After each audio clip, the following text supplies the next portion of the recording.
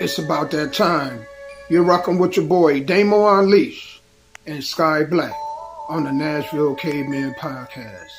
Stay tuned.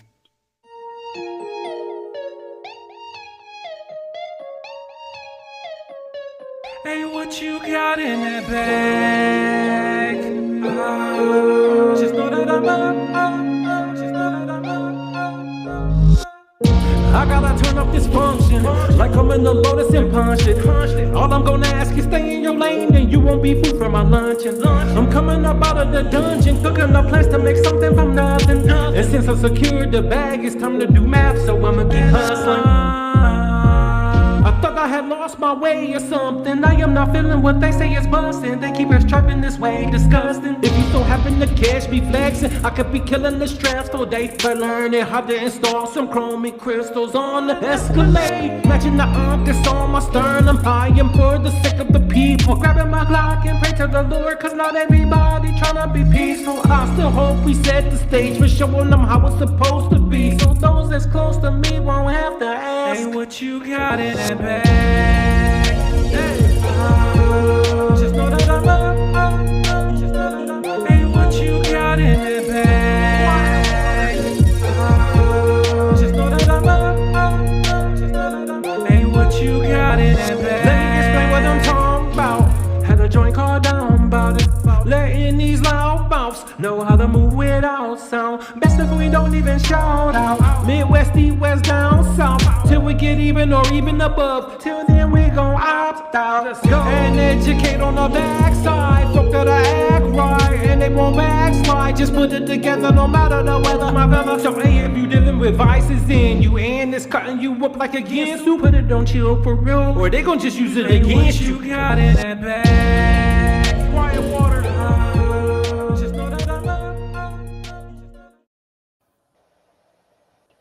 What is going on, y'all, man? Welcome to the Nashville Caveman podcast, man. I am one half of your host, Damo Unleash. I'm happy to be back, man. But right now, I'm going to take this time to roll out the red carpet for a friend of mine that is like a brother. So the floor is yours. What's up, everyone? Sorry, last week I wasn't able to make it. You know, I had to go through, had to have surgery on my darn turbinates and I have sinusitis and had my adenoids removed and my turbinates reduction, and then they scoped the back of my nose so it stopped a lot of that post-trip, you know, how you have a lot of mucus drain down your throat and all that good stuff. So after about 12 days, I'm finally coming off the damn drugs and able to talk and able to just drink just anything or whatever. But y'all, thanks y'all for tuning in this Tuesday. This Sunday coming up, No Limit Pro anniversary, 5-year anniversary. It'll be me versus D'Amico Graves versus Hype versus Big Man Carnage. But I say even though D'Amico is the champion because he beat me last year for the belt, so that means he's held this belt for one whole year. But it's time for me to get it back. So for my No Limit Pro Broken Limits champion, this Sunday, Tullahoma, Tennessee, everybody come out to No Limit Pro. Watch this match. It's going to be a banger. And watch me try to get my belt back. Don't forget, tonight, we have the D-Bling radio show. We have new music, not only from Dr. Carver, but from a young lady named Jay Dynasty. Shouts out to Jay Dynasty. I've been following her career since, I was at 88.3 at MTSU. She's a beautiful young lady, a great talent. She has sent me new music. So y'all want to check that out tonight at offtopradio.com. That is offtopradio.com. And then we will stream her music on offtoprecords.net. That is offtoprecords.net.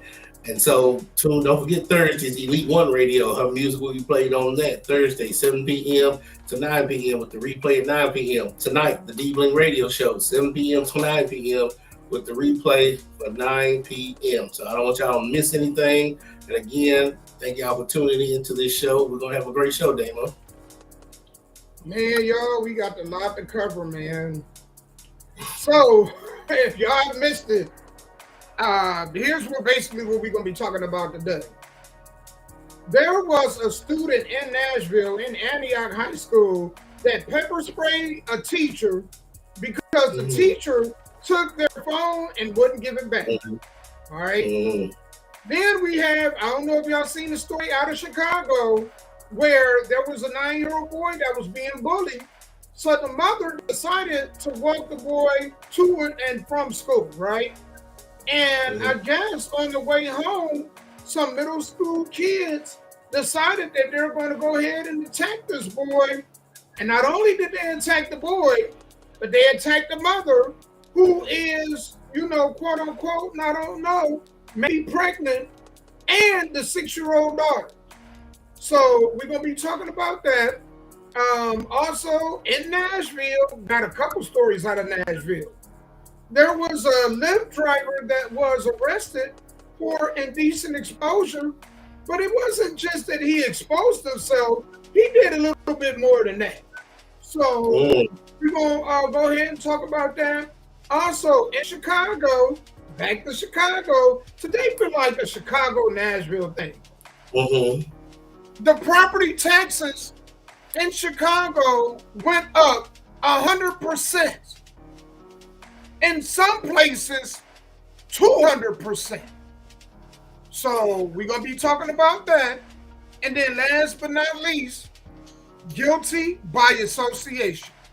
Why it is so important that when we see people in our community getting out of hand, that we need to start checking them and holding them accountable. And there's a price to pay when you don't. So we're going to talk about that, but y'all know how we do before we get into any of these stories, that we love to play music. I know I want to go back before I do, and I want to go to sports right quick. Congratulations to your Denver Broncos. They are now the number one team in the AFC. So congrats to your Broncos. They look nice. They look nice. And shout out to Sanders getting the first win for a starting rookie quarterback for Cleveland, or a starting quarterback, I think, in the last 25, 30 years. It's been a long time. I think it's been about 30 years. And I think that was a rookie quarterback. Yeah. So, and just do, because when you try to do things wrong like the Browns did, or the whole league did, that young man just sat there and waited his turn. Because when you do wrong, you get wrong. So everything Cleveland tried to do, make him the 4th-string quarterback, bring Joe Flacco, then trade Joe Flacco, and at the end of the day, you still ended up making this man the starting quarterback for next week. You know what, man? Pride has cost a lot of people a lot of things. Some people, they have a hard time admitting when they just simply made a mistake. It'd just be better for them to come out and say, hey, we got it wrong. You know what I'm saying? We got it right by accident. This is our guy. But instead of doing that, Cleveland being Cleveland, what can I say? It's the reason why they've been losing for over 3 decades. Going on 4, they keep on. They're crazy. I mean, man, it don't look like they gonna win a Super Bowl in my lifetime. Hell. Woo! Not giving out contracts like they did to Deshaun Watson, boy, because his is up. After this year, he's gone, right? Yep. And they couldn't have happened to a better. I mean, they need that to happen.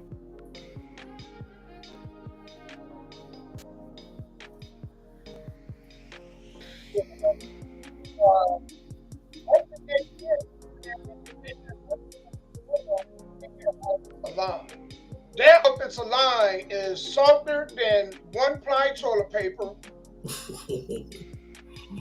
I mean, it is what it is. And then the receivers, I don't know if y'all was watching that Raiders game, but the receiver, the fumble that he made, man, he should be in street clothes today. He need to be in street clothes today for that fumble.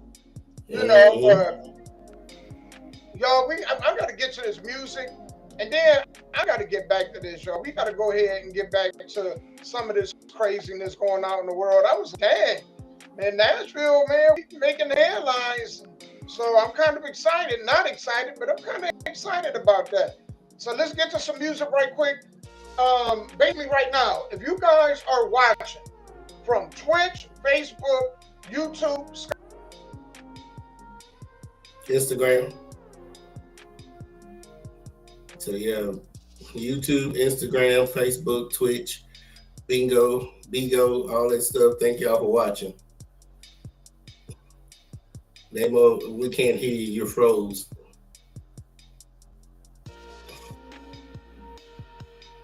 Yep, you still froze, Damo. I don't know if you're talking or not. I don't know if you can hear us or not, but yeah. All right. Well, when his part becomes unfrozen. Again, thanks everybody for watching the Nashville Caveman podcast on Tuesdays. Tuesdays is the best day of the week. Sorry if my throat still seems a little messed up. You know, when you have folks in there digging all in your nose and your back of your throat, you kind of thing. And I ain't no spring chicken no more, so it's gonna take me a while to get back to normal. But he'll come back when everything is ready. So as y'all saw, or as you heard, new music tonight for the D Bling Radio Show. If you are artists out there, or if you know any artists out there that needs radio play, tell them to send me the music at sky.black@gmail.com. That is sky.black@gmail.com. Send it to me. We have Dr. Carver who sent new music. Jay Dynasty has sent new music. I mean, come on, man. Everybody, you need to just listen and pay attention. And you don't have a reason to miss it because Tuesdays, the D Bling Radio Show is on. Thursdays, Elite One Radio Show is on. So they're playing. They're in rotation. OffTopRadio.com. That is OffTopRadio.com. Cybernetic swag campaign. Suede exhale, and I gotta drop down in this motherfucker. Gotta swerve out in this motherfucker. There will never be another brother coming with a second campaign. Insane in this motherfucker. Coughing up butane on bars like I got a fatal disease. So hate me please. 1,080 degrees. I'm serving niggas up. Now I gotta charge them catering fees. I call it hater disease. They call me Suede. If you like what I say, then show me the money. I know it'll be funny when the so-called men got opinions, but they broken they put me. And I gotta say, I'm a boss. I'm so sick, had to take time off. 30 seconds on the track, you know I'm walking. I'm all with the get in the laptop, dog. If you don't know, then you better back off. Call you wanna cross, better not sack off. I'ma have you looking out your window for your kinfolk. They done already got whacked off. Your car, is he ready that long? Suede that sound, is he ready that song? Bitch, nigga, here's that water. I'm off y'all for y'all caught in a campaign with a fatal cost. Gigs and chips plus you not know me equals you and live for 14 across this post, and I'll just simply show you guns as rudimentary. Ain't this a bitch? I'm sitting at the crib but I pitched a fist. I'm broke like Santa Claus on Christmas, so this is my new anger management. If you wanna call and talk that shit like you all been involved with this, know that your actions prove you don't give a fuck about me or my family pick. So nigga roll peas, I'ma be coming like a beach, jumping out the back of Belize Caprice. So better be glad I done fucked around and forgot my ski mask. So I'm about to be back and be that. Just in a representative, while I find a spot I wanna eat at. Chillin' in the keys with the cheese, I'ma be that. Nigga making me laugh and acting like they be stacked my cash. But where the fuck is your receipt at? Every little nigga that see that, I wanna be back cause they actually believe that. They be back then on point, plus Suede XL, call them dope boys cause they so moist. Shouts out to the beat clan that I know that I'm spitting this venom like a phantom when I'm getting up and I'm dirty, damn it. Throw a machete up in and sending niggas to the clinic cause they said we're finna on independent. Gigs and chips plus you not know me equals you and live for 14 cross this post, and I'll just simply show you guns as rudimentary. Suede across this post. Suede across this post. Suede across this post. Suede across this post.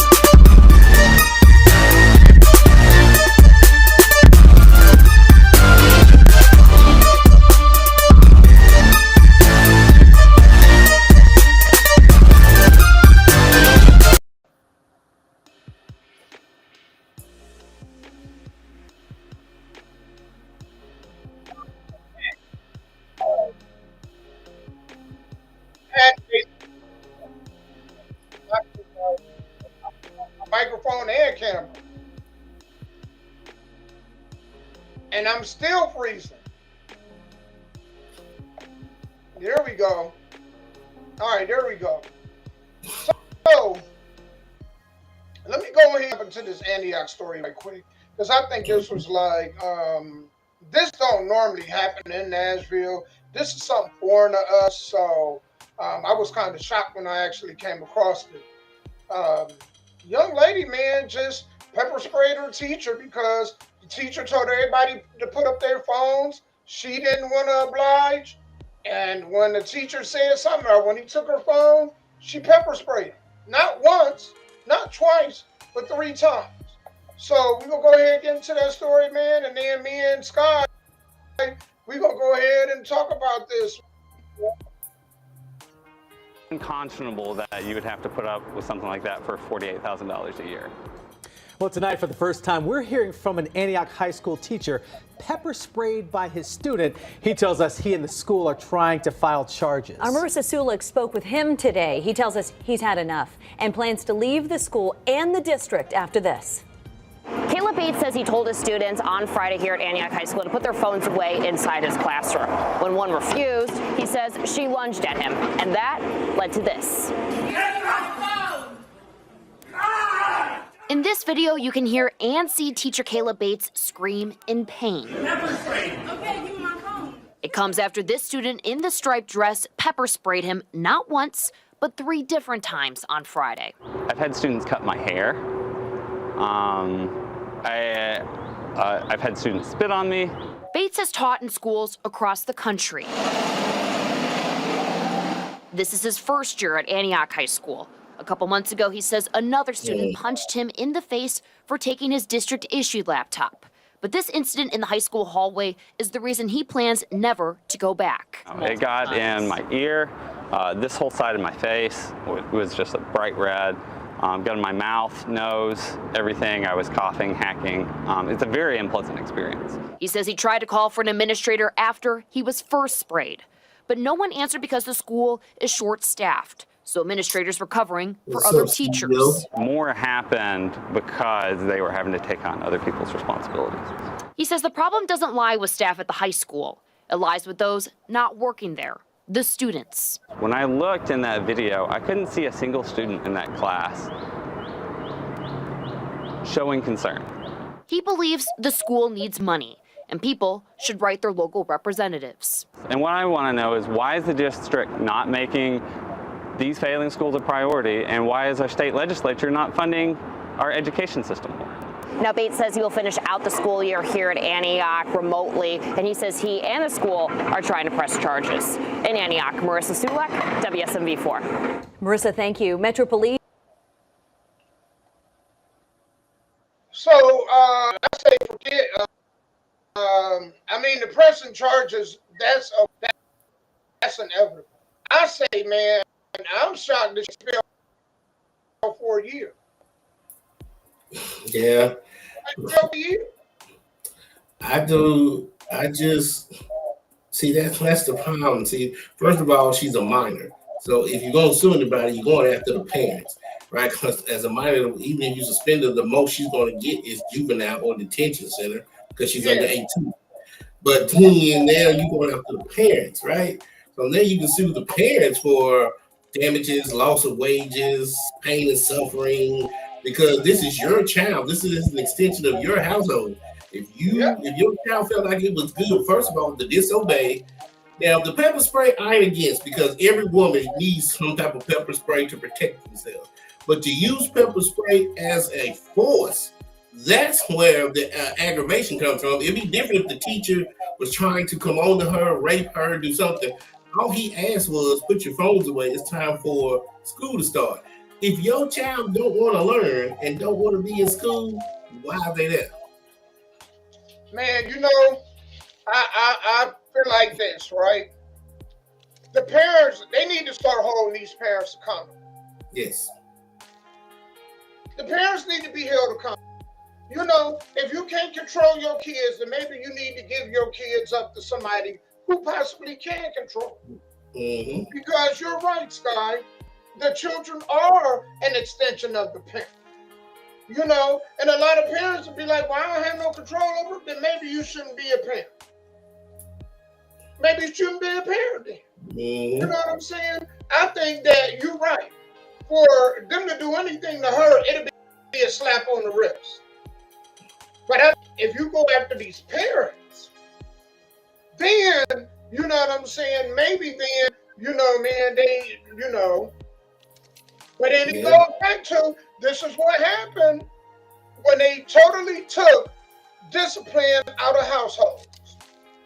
These parents, a lot of them can't control their kids. I think it's sad that a lot of parents can't raise their kids without whooping. Because, whoopings are supposed to be reserved for when a child is, when they're of an age where they don't have comprehension, Right. when they lack understanding. Right.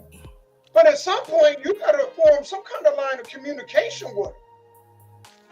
If you can't form some sort of communication with your kids, you have no business raising kids. I'm sorry. You got no business raising. We don't know what her situation at home is. If we don't know if she's an only child, if she got 4 or 5 young brothers and sisters that the mama has to take care of and not giving her enough attention, all this other stuff is just what's up, malfunction? It's just a product of her environment, but she's at a place where she don't want to. Sorry, y'all. She don't want to do what she's told. She don't like authority, and that's coming from the household. Somebody in her household, her mama, her dad, or her auntie is one of those people that don't like to take authority. They don't like to, if they boss tell them what to do. They don't like if the police tell them what to do. They don't like if the county or the city tell them what to do. And it's just rubbed off on her. So then she's going to school like, well, you're right. I don't like the teacher telling me what to do. If I want to be on my phone all day, I should. And that's what led to where we at.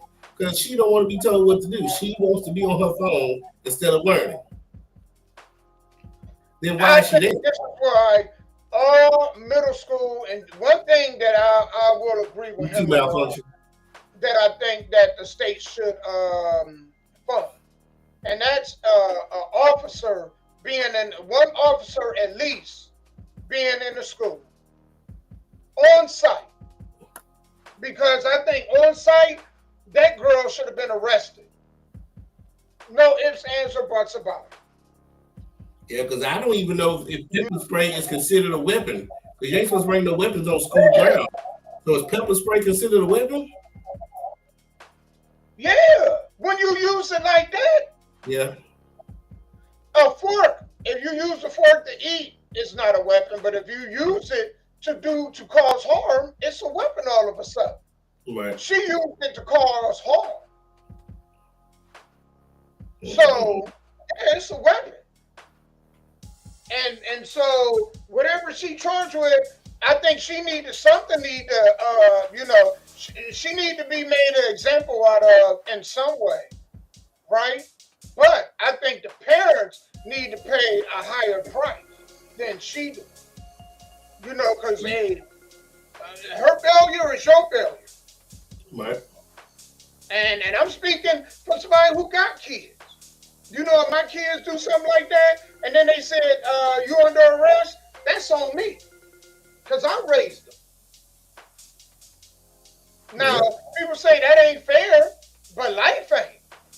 You know what I'm saying? And like I said, if you can't raise them, don't have them. Simple as that. Simple as that. That's true. It's absolutely true. And people don't think about that when they're making babies. They don't understand that. People don't understand what the law says you're grown after 18. So even at 17 and a half, if they make a mistake, that's on you. You know what I'm saying? Till their 18th birthday, 12 o'clock a.m., 18th birthday, anything that child does is coming back to you. So if you're not ready for any type of blowback, good or bad, from a child that you brought into this world, like you said, Damo, don't happen. Man, always, I've said this many times on the show, right? And I tell my kids this. When you go out, when you walk out this door, you don't just represent you. You represent all of us. Mm-hmm. So, and a lot of children don't realize this, and I've made this known to them over and over and over, that the way that the world views you, they're going to view me that same way. They're going to view your mom that same way. So they view you as unruly, uncontrollable, lack mental or emotional discipline. like they said, poo-poo rolls downhill. Mm-hmm. So that's how they viewing me. Well, what kind of parents do he got, or what kind of parents do she got? Mm-hmm. For her to be out here acting like this, even as adults. When y'all get out here as adults and y'all act a fool, the first thing I know me, the first thing that come to my mind is, who raised them? That's the same. Who raised you? We say that. We all say that. Who raised you? Mm-hmm. Yep. So people be like, I love my mama and I love my this and that. Well, when you go out here, man, that's who you represent. So when you look like a fool, they look like a fool. That's true.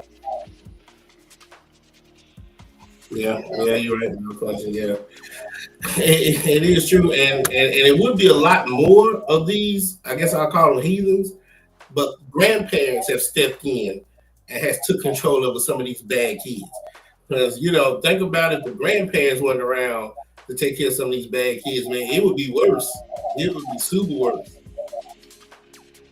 Because if anybody's been to a PTA meeting or a PTO meeting lately, it's usually the grandparents that are there, not the parents. Because the mama's only 25, 26 years old. Yeah, she ain't think about going to no PTO meeting. But the grandmama's there, the granddaddy's there. A lot of people, when you talk to them, my grandparents raised me. And it's not, and here's the other part, I'm going to even go deep. It's not just the parents and your siblings that you represent. And that they're not the only people you make look bad. You know who else she made look bad? Who was that? Us. Because the stigma is that we violent. We are violent. So that's the stereotype, man. We're violent. So when she go out there and she do that, she not. I mean, it also, man, is attached to us. Guilty by association. Right. Yeah. So I don't think a lot of these children or adults, I think a lot of them don't understand it. I think a lot of them do understand it, but I think the ones that do understand it, they simply don't care. No, they don't. And that's just what's going on there.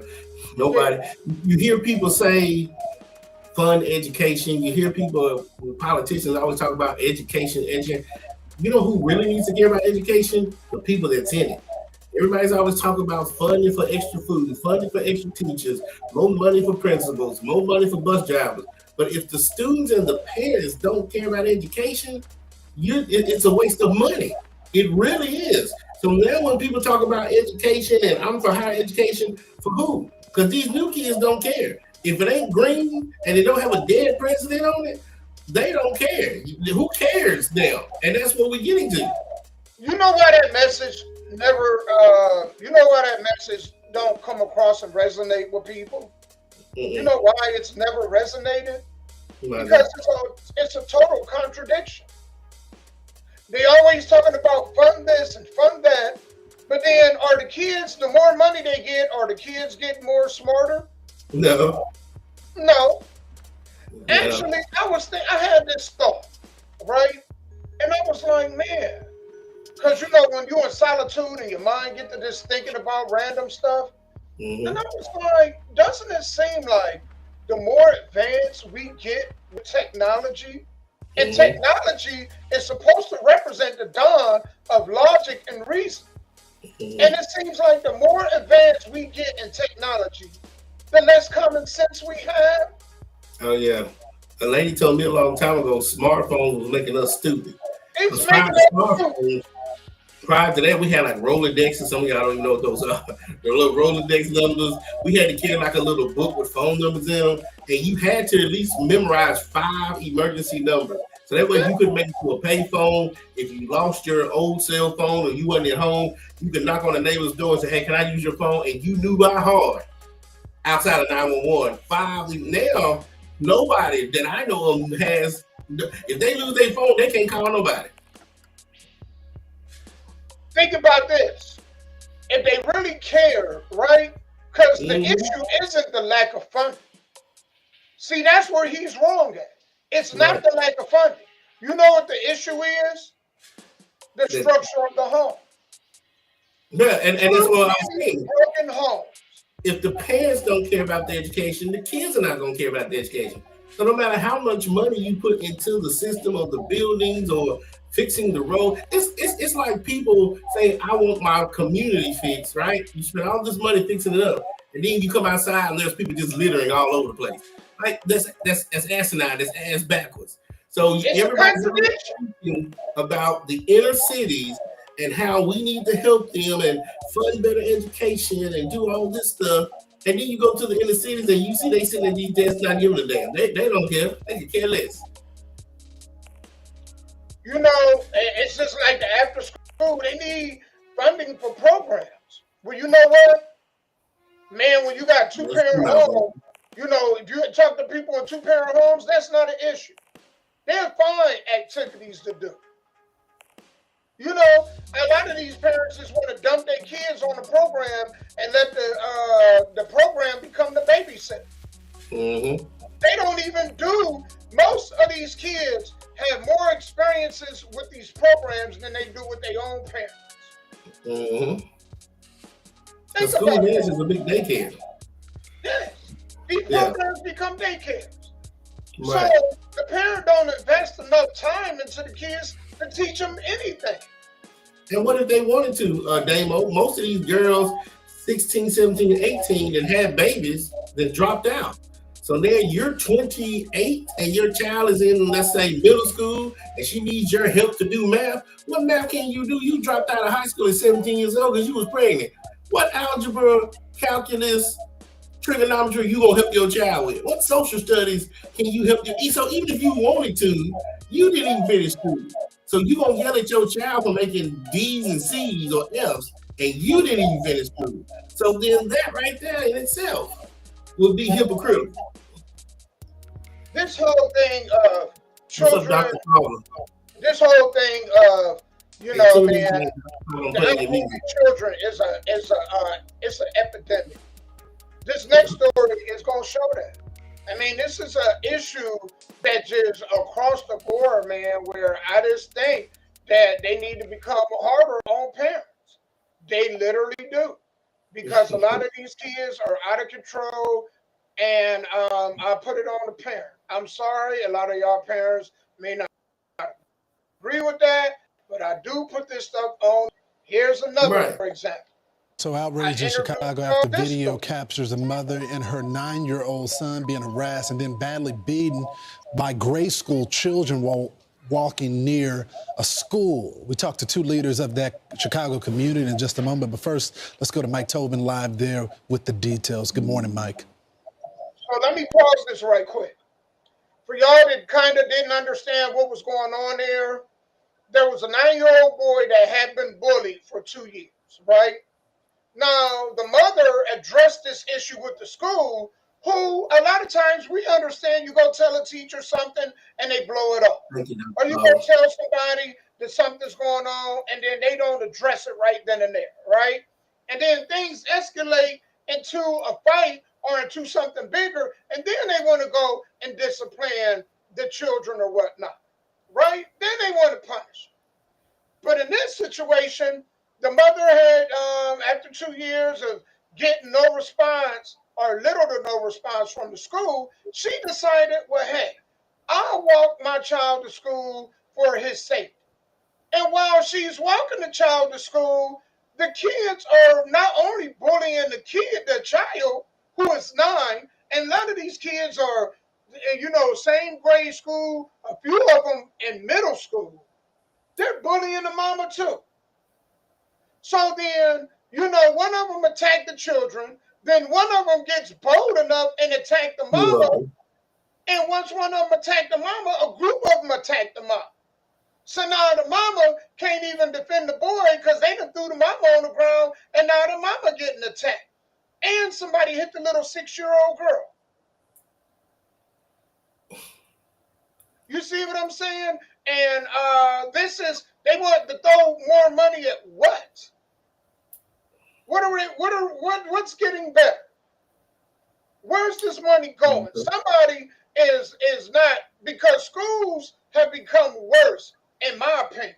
from the time I left it, even before I left it. They were cutting programs left and right. You know, auto mechanic shops was getting cut. They used to do driver's ed in school. They got cut. You know, welding got cut. Carpentry got cut. And so a lot of these programs, they've been cut. But then they keep dumping more money into these school systems, and it's like, well, what are they really getting out of? And you know what? And it's sad, but I'm glad this is on video because now she needs to sue the school, the district, and the city because if she has paperwork saying that she's been up here X amount of times to the school, they didn't do nothing, and she talks to the Board of Education and they didn't do nothing, then this is a lawsuit that needs to happen. But I'm telling you to answer your question of why they cut all them things, Damo, because nobody was going to them. When I was coming up, we had all those things. It was called an apprenticeship. You know, you didn't have to go to a 2-year college or a 4-year college. So if you wanted to do welding and all this stuff, they had programs where you would go be an apprentice under somebody, learn the trade and make, at the time in 95, 96, $17, $18 an hour, which was good money back then. But somewhere around the way, people just like musical arts. Oh, you cut the music, but nobody going to them. These after school programs would just be empty because these kids were like, you know what, I'm bored. I don't want to do this. I'm going to go home. I'm going to hang out in the streets. Boys and girls clubs, community centers. That's what they were for us to go to so we would stay out of trouble. But somewhere around the way, they quit going. So if these kids are not going, the people that's funding them is like, you're not going to keep putting money in something that children ain't going. And you know why the kids ain't going? Because the mamas are like, oh, yeah, it's fine. You can sit here and watch TV. No, get your butt out of here. It's 4 o'clock. School is over with. You've done your homework. Go to the community center for 2-3 hours where cue ball, well, that's the guy we would beat the hell out of you if you was, doing wrong. I've seen him chase kids home through the projects, right? But they took away all that because, oh, no, it's fine. You don't have to go nowhere. Boy, just sit at home. And that's why they took all the money out of these programs and shut them down. Man, it's this ridiculous. You got to listen to the rest of this, y'all. Yeah. It's this ridiculous. Mike. Good morning. Parents and, frankly, people all over Chicago are now kind of horrified and outraged at this video that's not going viral. It has gone viral of a mother and a 9-year-old son who were mobbed and beaten by a group of school-age bullies. Now, the video is a bit brutal, so be ready for that. But it shows this mother and the aggressiveness of the kids increasing as Korshwanda Hatter tries to protect her son. Finally, this mob of youngsters started to strike Korshwanda and her 9-year-old son. They were both knocked to the ground, and the beating continued. Hey,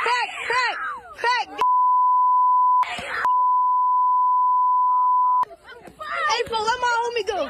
Let my homie go. Let my mother.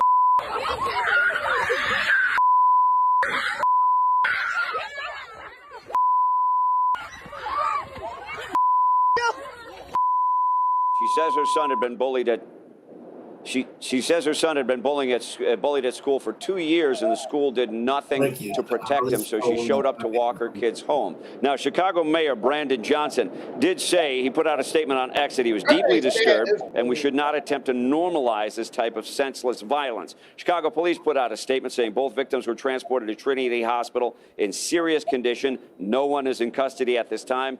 The Area 2 detectives are investigating. And Illinois State Senator Willie Preston said this video is a symptom of something that's been going on for a long time, that the kids have not been held accountable and the parents have not been held accountable for the actions of their children. Guys, back to you. All right. Thanks so much. So our next guests know this family very well. Chicago Councilmember Joseph Williams met with the mom after the attack, and Pastor Corey Brooks, founder of Project Hood, knows the boy who attends his after-school and summer programs. Gentlemen, thanks so much for joining the program. Yeah, I know. Pastor, this is something that you have been working with for years now, trying to stop nonsense like this with our young people. What's going on? Well, unfortunately, this is the cycle that we continue to see in the city of Chicago, where violence is so rampant and parents are being held unaccountable. And that's the reason why I'm walking across America trying to get people to wake up in our urban areas so they can understand the magnitude of the issues that we're faced with every single day. Chicago is just a microcosm of what's going on across America. These young people are unruly. They have no moral compass. And we need organizations to really work hard to make sure we change the direction of our neighborhoods. If we're ever going to change the trajectory of our young people, we got to catch them early. We got to continue to do the work. But the tragedy is, in Chicago right now, we're facing some devastation that has been going on for years, and we need to get a handle on it. This is what the mother had to say about this incident. Yeah, I know, Dr. Carver. That's crazy. I'm trying to get justice for my son. They fought my son. They hit my son first, all in his face. Then they dragged me in the grass and pulled my little baby hair. We haven't held these kids accountable. We haven't held parents accountable. No mother should be that helpless and be targeted by children inside of her own community. Councilman, where is the fear and respect? I remember growing up, we were afraid of the neighbors because we knew that they was going to get us, and then our parents was going to get us when we got home as well. None of that respect seems to exist anymore. You know why? Because ain't no daddies around. Babies having babies. Your babies having babies. You got it. Babies having babies. Your mama's 25 with 3 kids and no man in the house. Come on now. What do they and you know what? They promote that. They promote it. Oh yeah. Oh, you gotta in order for the woman to get these benefits, she can't have no husband. She can't have no man in the house. They promote this behavior. I don't understand the outrage when this is the behavior that they promote. What do they think they're going to get when you have a lot of these homes and no fathers around? You incentivize these women to have kids. And I'm confused about the police. Why ain't nobody been arrested? First of all, somebody recorded this. So in my mind, they must have knew it was coming. They knew that this woman and her son was gonna come. Somebody took out their phone and recorded this, knowing that. So this is premeditated because nobody just takes out their phone for no reason. Somebody recorded this, and then you gonna record me beating up a woman and her 2 kids. That's stupid in itself right there. If y'all was going to do this, why would you record this so it would go live? That means everybody's face, even though it blurred it for us, everybody's face is on there for the police to see. So they should get every child and every parent, and everybody should suffer. I'm glad you said that, Sky, because this in both of these scenarios, what did we see? In both of these scenarios, somebody was recording the incident. People, I think little children can feel a situation escalating and possibly getting to both of these endings, and they take out their phone and start recording. I got to capture this moment. I think what they need to do is whatever punishment they got for the people involved, they need to have the same punishment for the person that literally took the time to record it. Yes. I don't know what it is. And didn't try to stop it. And didn't try to say, hey, y'all, stop. Don't do this. Somebody call the police. Everybody's just out there just doing their thing. Okay, cool. Y'all want to be adults? Y'all want to beat up on an adult? I think you should try them as an adult, which ain't going to happen. But that's just how I feel. You know what I'm saying? They need to go after these parents. I'm sorry, man. If the rest of the children in the household go to the system, hey, you did that to your siblings. These parents need to do some serious jail time. Absolutely. I mean, this is ridiculous. You know what I'm saying?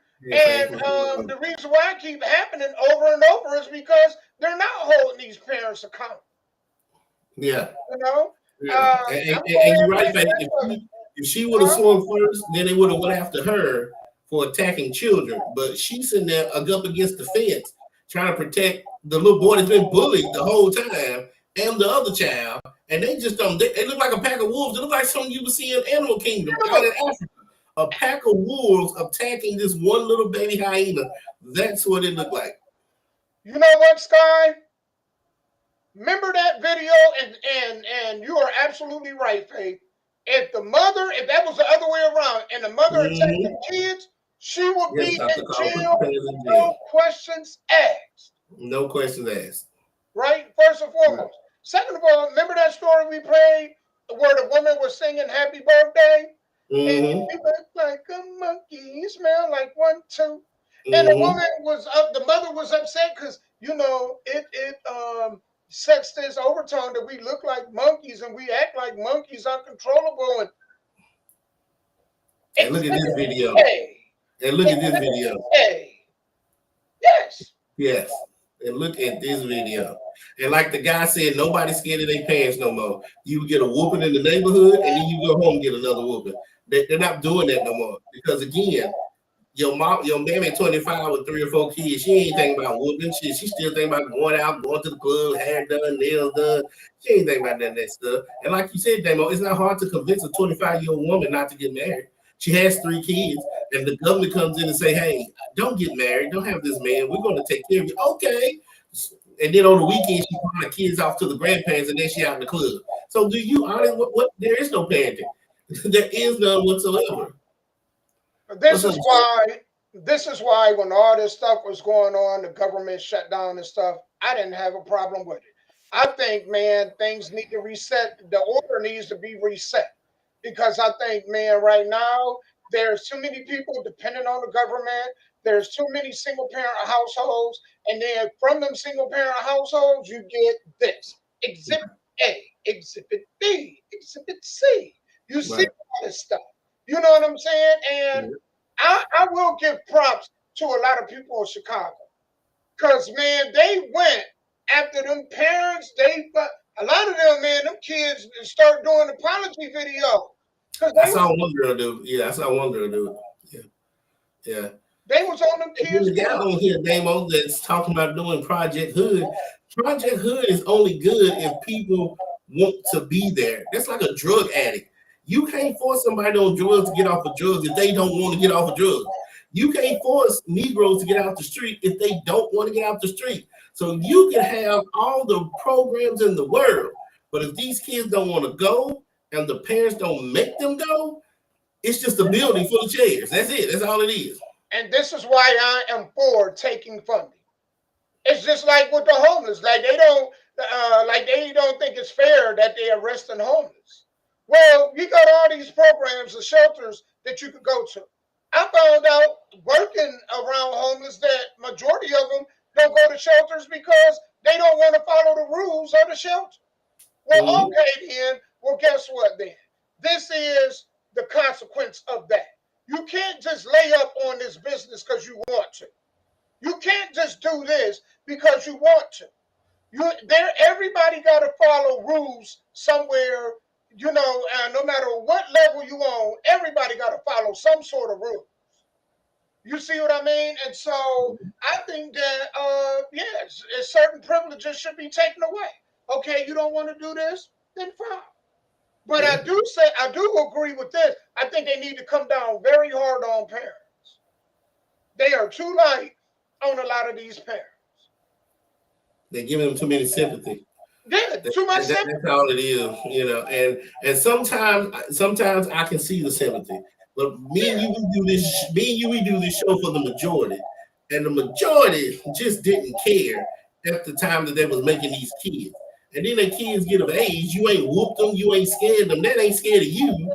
So they go to school, they ain't scared of the principal, they ain't scared of the teachers, and then they ain't scared to whoop a grown woman and her child walking down the street trying to go home. Chicago, boy, woo. And then they upset when they talk about Trump is going to send in the National Guard. Well, now I guess he don't have a choice because we thought we were scared of the gangs, like the real gangs. Well, what about these subgroup gangs that are beating up on parents and kids just walking from school? Think about this, Sky. A lot of these kids aren't even afraid of the police.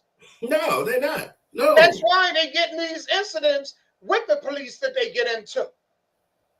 And they be like, oh, the police this, the police that. Don't get me wrong. It is some horrible police. I think there's horrible people in no matter what career you get into. I'm quite sure some horrible firemen, some horrible paramedics, some horrible nurses and teachers. I get it. right? But with that said, man, I just think you're right. A lot of these children do not fear their parents. They took corporate discipline out of homes. I think that corporate discipline should only be, up to a certain age. I think when the kid get to a certain age, if you ain't got through to them, then you need to give that child up. Because obviously, man, you're not built to be a parent. At some point, if whoopings don't work, and whoopings at some point won't work, you got to form some form of communication. But it makes sense to me because a lot of people don't even know how to communicate with their spouse. They don't even know how to work things out with their significant other. So what are they going to teach a child? It's going to get worse before it gets better. It's the blind leading the blind. Yep. So it don't shock me.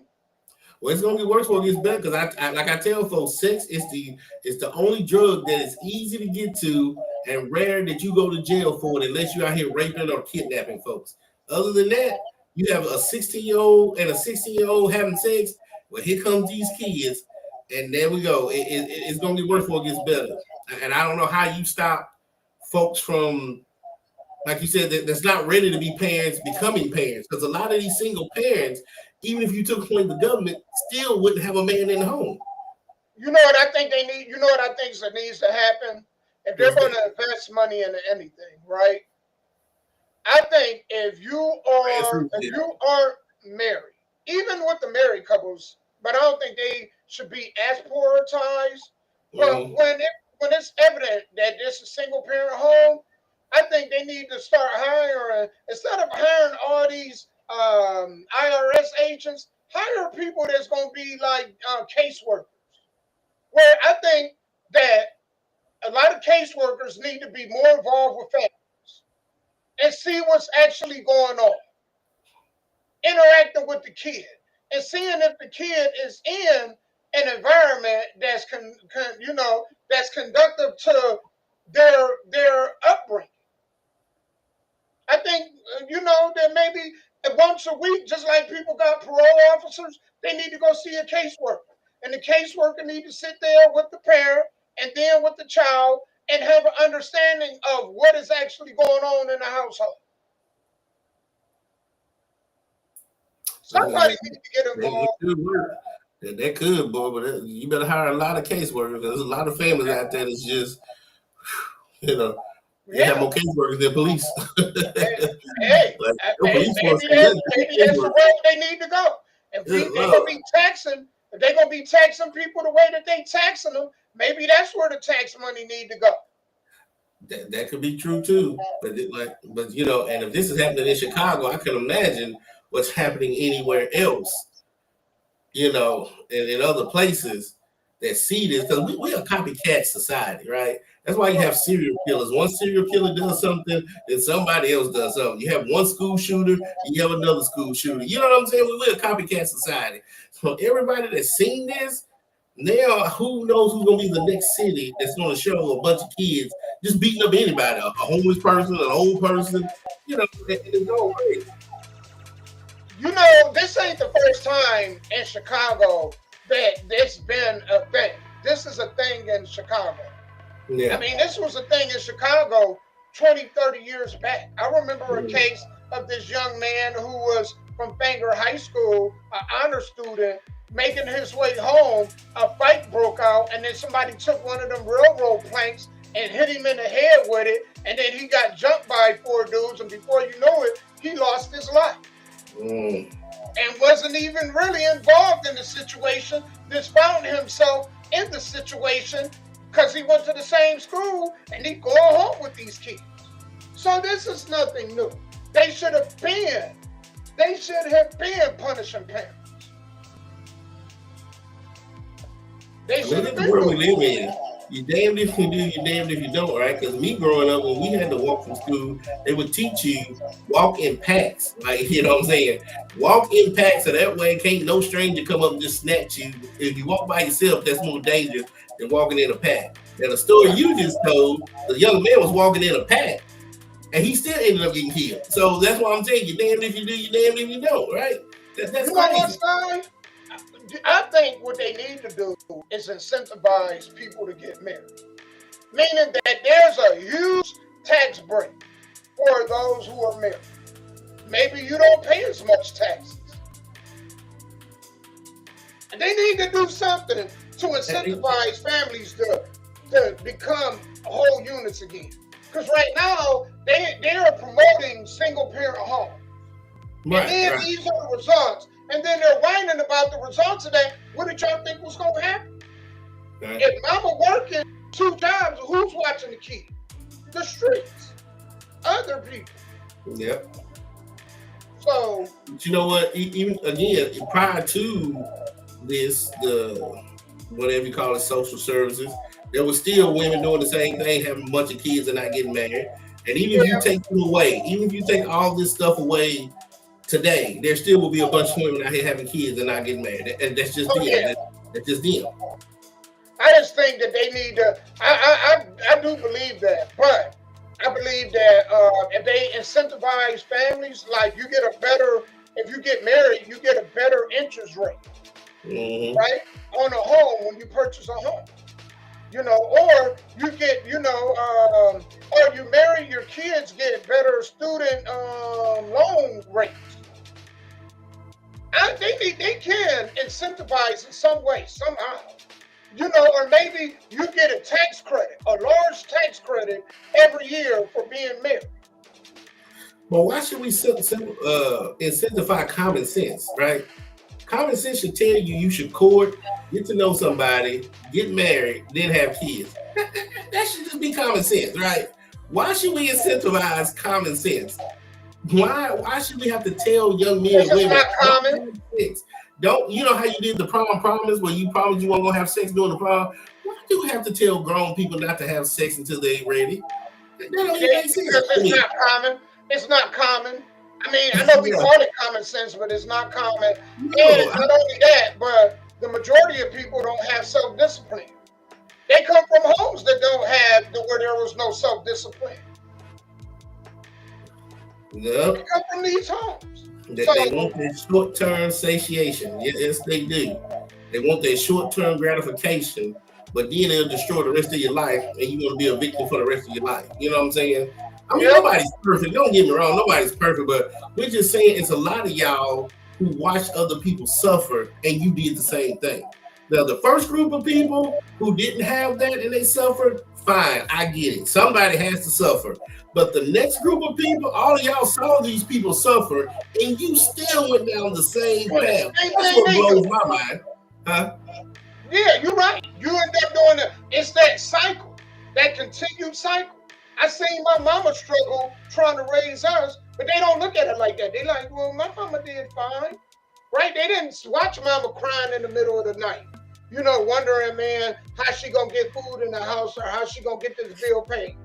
They weren't there with mama when mama was, you know, going through depression, because mama hid that from them. They look at it, a lot of these kids look at it like, well, mama did fine, so I think I'll be fine also. Right. That's their mindset. Yeah. Well, you're right, Faye. Even in marriages, there are bad children. Even coming out of marriages, you know, even people have 2-parent homes, they're bad kids. When you bring a child into this world, there's no warranty and no instructions, right? None. So your child can grow up to be the president, or your child can grow up to be Jeffrey Dahmer. You don't know. What we're saying is, it's just statistics say the majority will be better in a 2-parent home. Not everybody, because the Menendez brothers was in a 2-parent home and they killed both of their damn kids. You know what I'm saying? But hey, Sky, I mean, we don't even need statistics to say it. Prior to the 60s, we didn't have all this black-on-black murders. We didn't have the crime. It was always crime. Crime been around since the dawn of time. But when there were 2 parents, it wasn't, you weren't seeing this stuff. Right. And even when it wasn't 2 parents, group of children jumping on parents. Right. But even when it wasn't 2 parents, you know who was there? The Black Panther Party. They policed their neighborhoods. They were the daddies and the big brothers.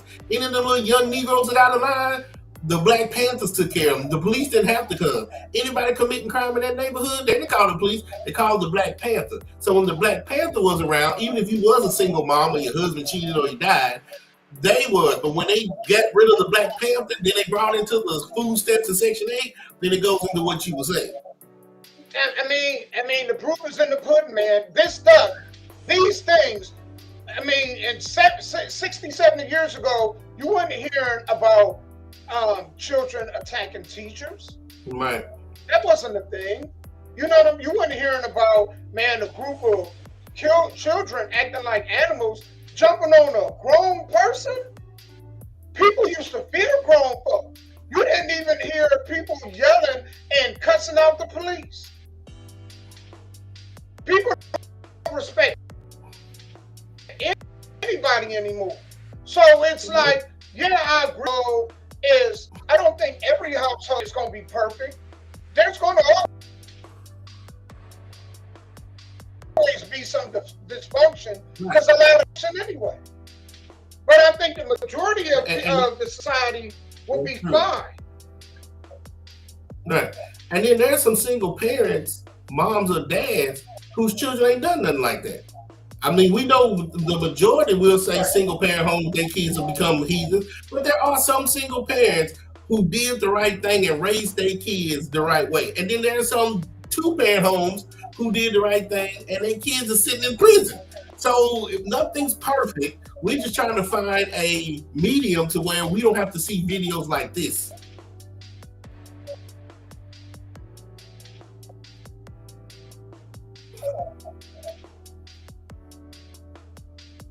Okay. Well, hell, whether it's insensitive or not, Faith, people get married for the wrong reason all the time. So even if you don't incentivize, and that's why we're saying there's a lot of two-parent homes that are just two-parent homes on paper. They're not two-parent homes in real life. The mom and the dad is just together because they can't afford to live apart. You know what I'm saying? So yeah, we're not saying that anything is perfect. We're just saying that if you just look at it, some of the times when you look at these things, a two-parent household sometimes can be better than a single-parent household. But again, like I said, we've seen two-parent households to raise a bunch of criminals that you see on the first 48 of true crime. And we've seen some single-parent households to raise good guys to go into the NFL, to give back to their community, and all that good stuff. But in Chicago, they need a two-parent home because that's the narrative. That's what we're talking about today in Chicago. They need two-parent homes. I'm sorry. Whether you incentivize those or not, they need it. Most kids, I say all kids need a two-parent home. Now, those two parents, the kids' parents, do play a large part of it. Like, what is a two-parent home if both parents are terrible, right? But we kids that come from rich homes still go out and do drugs, and they come from affluent backgrounds and still don't do what's right. Right? But I think at the end of the day, I think a lot of that is just a lot of parents aren't teachers. The number one job of a parent is to be a teacher and leader. And a lot of parents fail at that. They fail at it. And a lot of them can't do it because they're working. They're working 1 and 2 jobs trying to survive. So they can't even be there to become a leader. Hell, sometimes some of these parents, the daddy's working 2 jobs, the mama's working 2 jobs, so the streets are still raising them in a 2-parent household. Right. So I mean, you know, it's I don't know. I don't have an answer for parenting because everybody's child is different. Everybody's parenting style is different.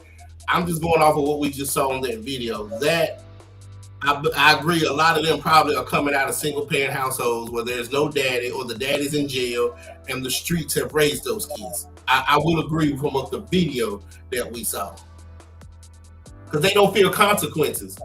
I mean, if you would have told any of those kids what would have happened to them if they'd have done this, they probably wouldn't have done it. But when you don't fear consequences, man, them kids out there beating them like they stole something.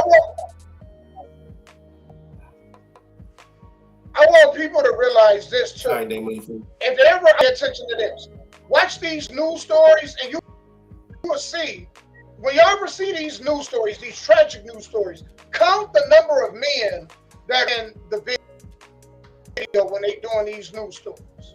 See any men around. I want y'all to start paying attention to that. That's one thing. Where's any male representation? In both of these scenarios, you know what I'm saying? You'll see these always the mother coming out and having to speak, or a grandmother or an aunt. No men around. And that's a problem.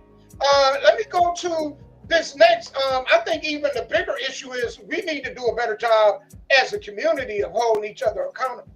And there's a price to pay when you don't. So I'm going to play this video, and then we're going to go ahead and discuss this. I thought this was very interesting. Basically, these women was at this restaurant. A fight broke out between two women. They kicked the women that was out at another table. They weren't in with these women. They kicked them out too. Let's watch this and talk about it. Somebody break it up. This is sad, y'all. My sister Circles and I were out celebrating our Friendsgiving. We arrived at the restaurant. Shortly after arriving, we only had time to give drink orders. We didn't even get our drinks. And a physical altercation happened between two African-American women. We did not know them. We were not affiliated with them. They were at another table. They began to fight. The situation was diffused by management and other staff members. The management came over to our table and told us that they would not be servicing us tonight. We had to leave. I questioned, are you shutting the entire restaurant down for tonight? No, we're just not servicing you all because y'all like to fight. We became shocked, confused, and he did that in front of the entire restaurant, in front of all the other patrons. No one else was asked to leave but us.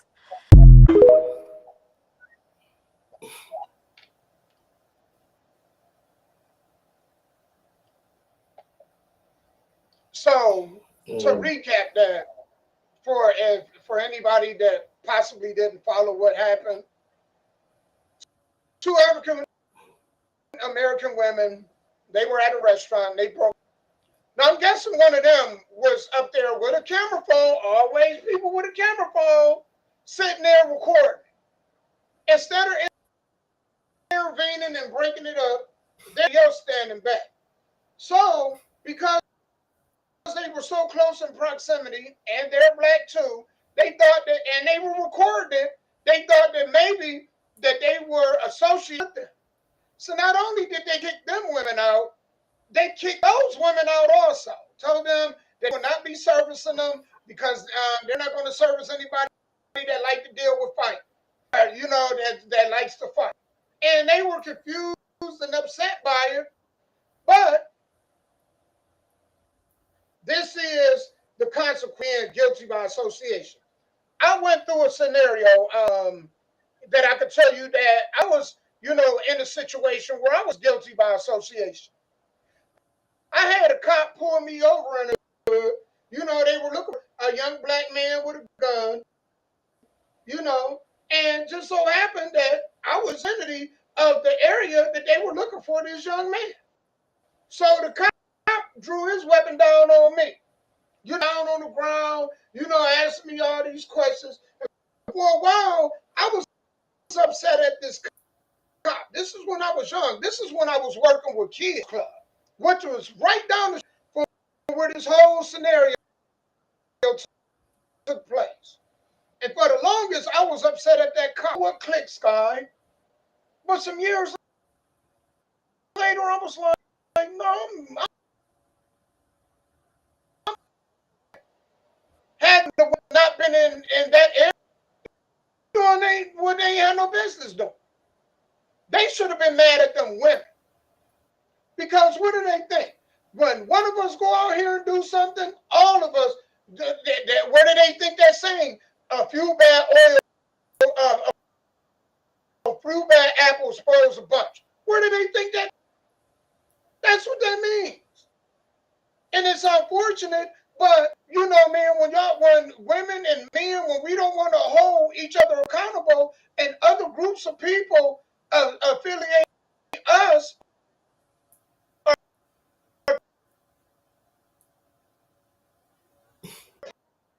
we get mad at them people. To do this, there's a time and a place. Because it's not y'all, because some women, I'm quite sure, they didn't care who it affected and how people was viewing them or people that look like them. They didn't care at all. But we don't do it in music. As a former musician, if somebody would have held me accountable, I would have had to take that on the chin. They would have been right. Yeah, man, you out here promoting this and this and that. They would have been right. What I'm going to tell them? Oh, man, this is just the life I live. I just lived this life. You know, I'm just telling my story. No, you're profiting off of, you know what I'm saying, ignorance, stupidity, dumb stuff. That's what you're doing. We don't hold each other accountable. So when you don't, these are consequences sometimes. Yeah, that's true, Damo. Thank you for telling us that story. So I'm the MTSU. This had to be 2000 and something. I can't remember. I'm sitting in class. I don't know if y'all remember the Gen 6 that happened in Louisiana. The 3 white guys that fought the 3 black guys, little teenage boys. But what made it make the news is when one of the white guys came back and he threw a noose over the tree. You know, boys are going to fight no matter what the color is. They weren't even worried about that. When they came back and they threw the noose over the tree, that's when it made national headlines, right?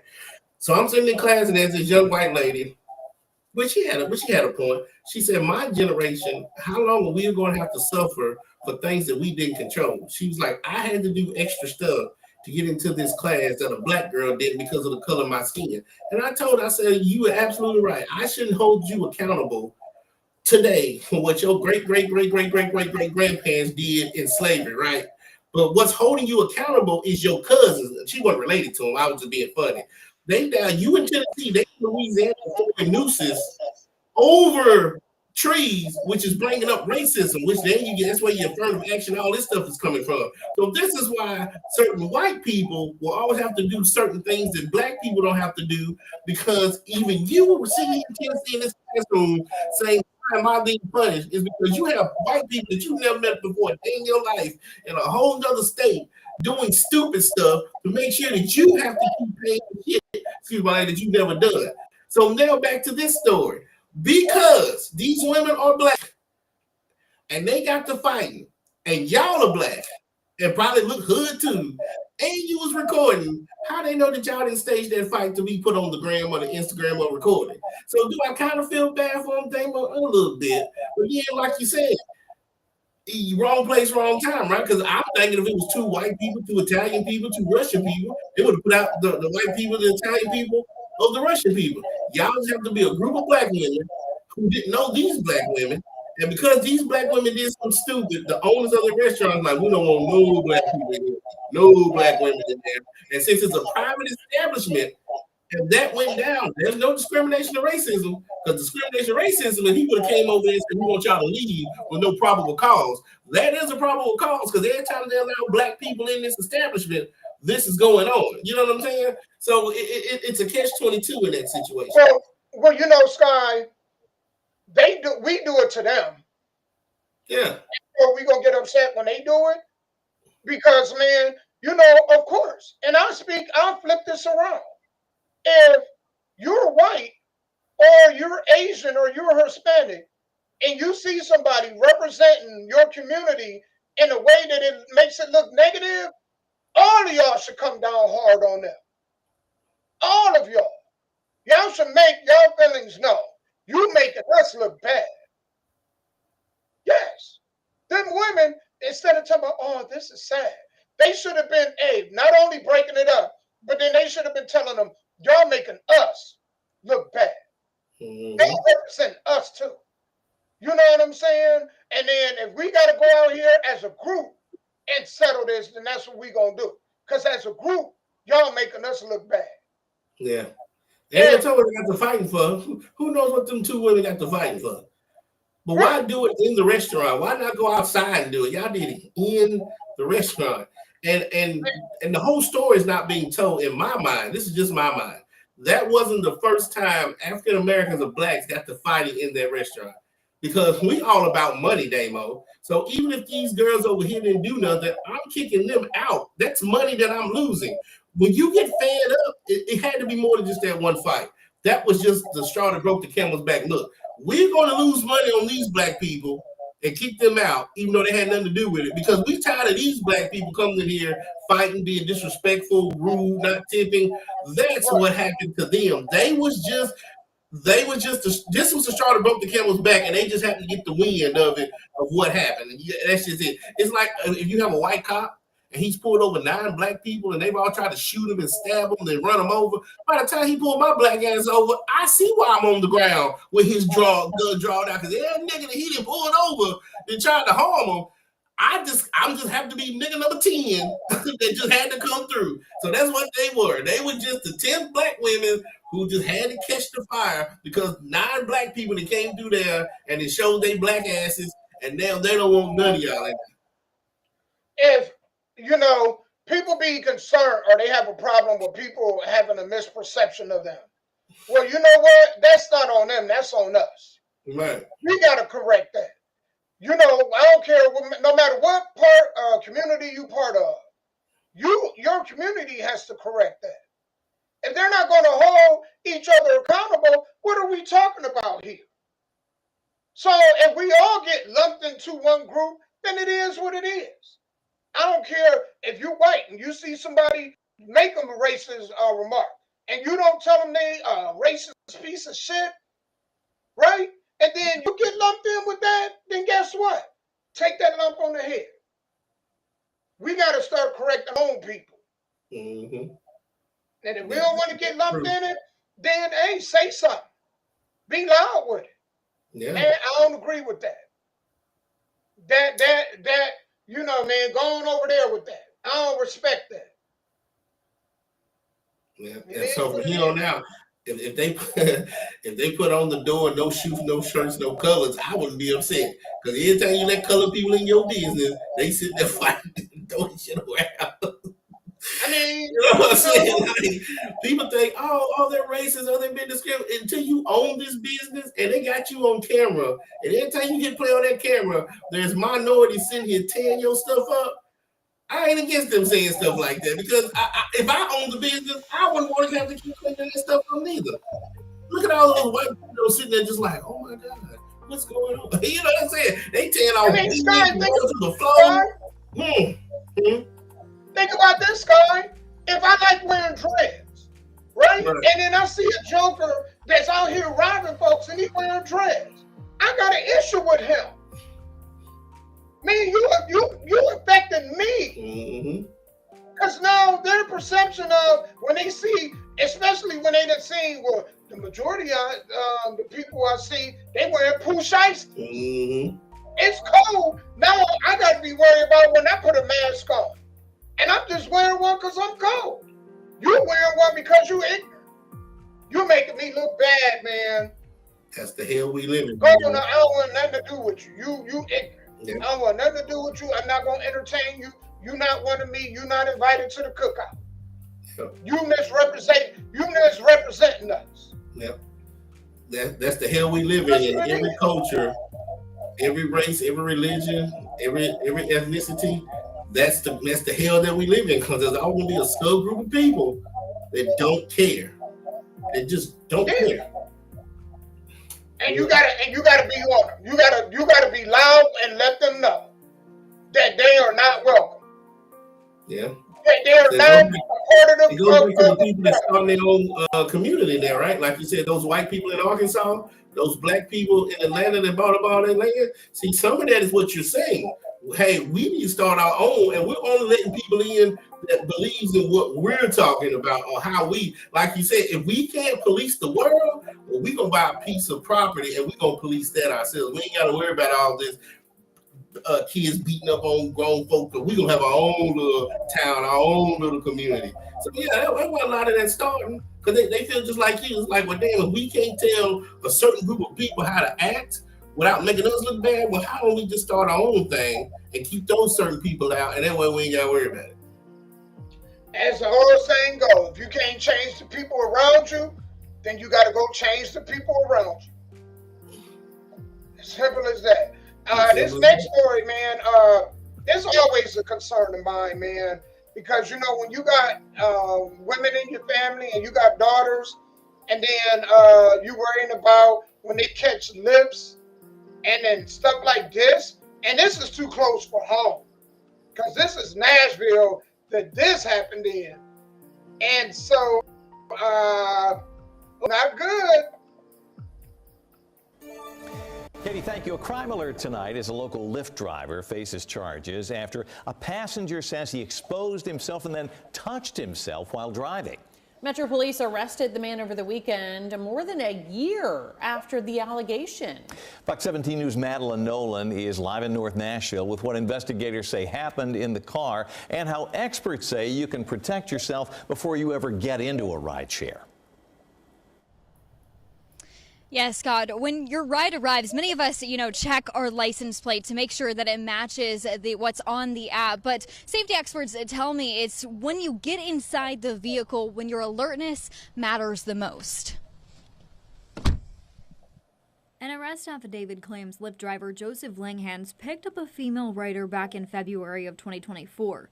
Investigators say while driving near Ezel Pike and Murfreesboro Road, he made sexual comments, exposed himself, played pornography on his phone, mounted to the dash, and began touching himself while driving. The passenger told police she ignored him and answered a phone call from her sister. She later filed a police report. Langhans was identified through a photo lineup and arrested over the weekend.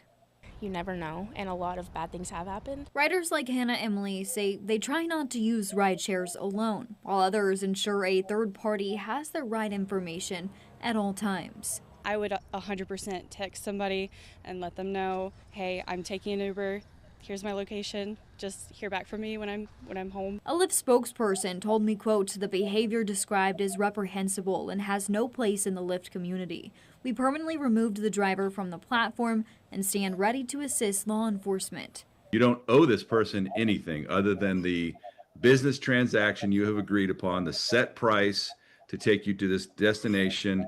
Conversation was not part of the deal, nor should it be. Rob Chadwick, a former FBI special agent and now training advisor for the U.S. Concealed Carry Association, says riders should sit in the back seat, preferably behind the driver, limit personal conversation, and monitor your route. He says trust your instinct, and if you feel something's wrong, end the ride immediately. We are our first responders. We have to become an active stakeholder in our own safety and security and take some proactive steps to do that. Now, according to Chadwick, your first priority should be getting yourself to the safest place possible. It should not be to call a 911, knowing that response times could leave you in a bind for quite some time alone. Reporting live here in North Nashville, I'm Madeline Nolan, Fox 17 News, your Code Red station. So there we go. Like you said, Damo, it's always a small group of people to make everybody else look bad, right? One bad apple can spoil the basket, but one good apple can't unspoil the basket, right? So if you have a bunch of good apples and you put a bad one in there, all of them will turn bad over time. But if you have a bunch of bad apples and you put a good one, no, the good apple will turn bad over time. It doesn't reverse like that, right? But it's like Craigslist. Everybody knows that Craigslist, when it first came out, was a good product, right? What happened was criminals was using the back page of Craigslist to rob people, to do sexual things. The homosexual community was using the back of it to meet up with other homosexuals and all this stuff. There's always going to be a subgroup of criminals, no matter what you do, that's going to do this. That man has nothing to do with Uber. Yes, he drives for Uber. And when Uber did his background check, he looked good, right? But Uber is not God. They can't predict everybody's movement. But yet this one man has not only made Uber look bad in Nashville, but now any white guy that looks like that any girl is going to get in the car with, then they're going to decline. Because you know that you can decline even when they pull up. So you pull up, and a girl looks in there like, oh, he looks just like that dude that just went to jail. Decline. So now you gonna lose money because of how you look and who you drive for. Even Lyft drivers, if you look like that man that they just locked up, decline. Because your picture got to come up and your name, and the driver will say, okay, I'll accept whatever. But if you look like that, it's over.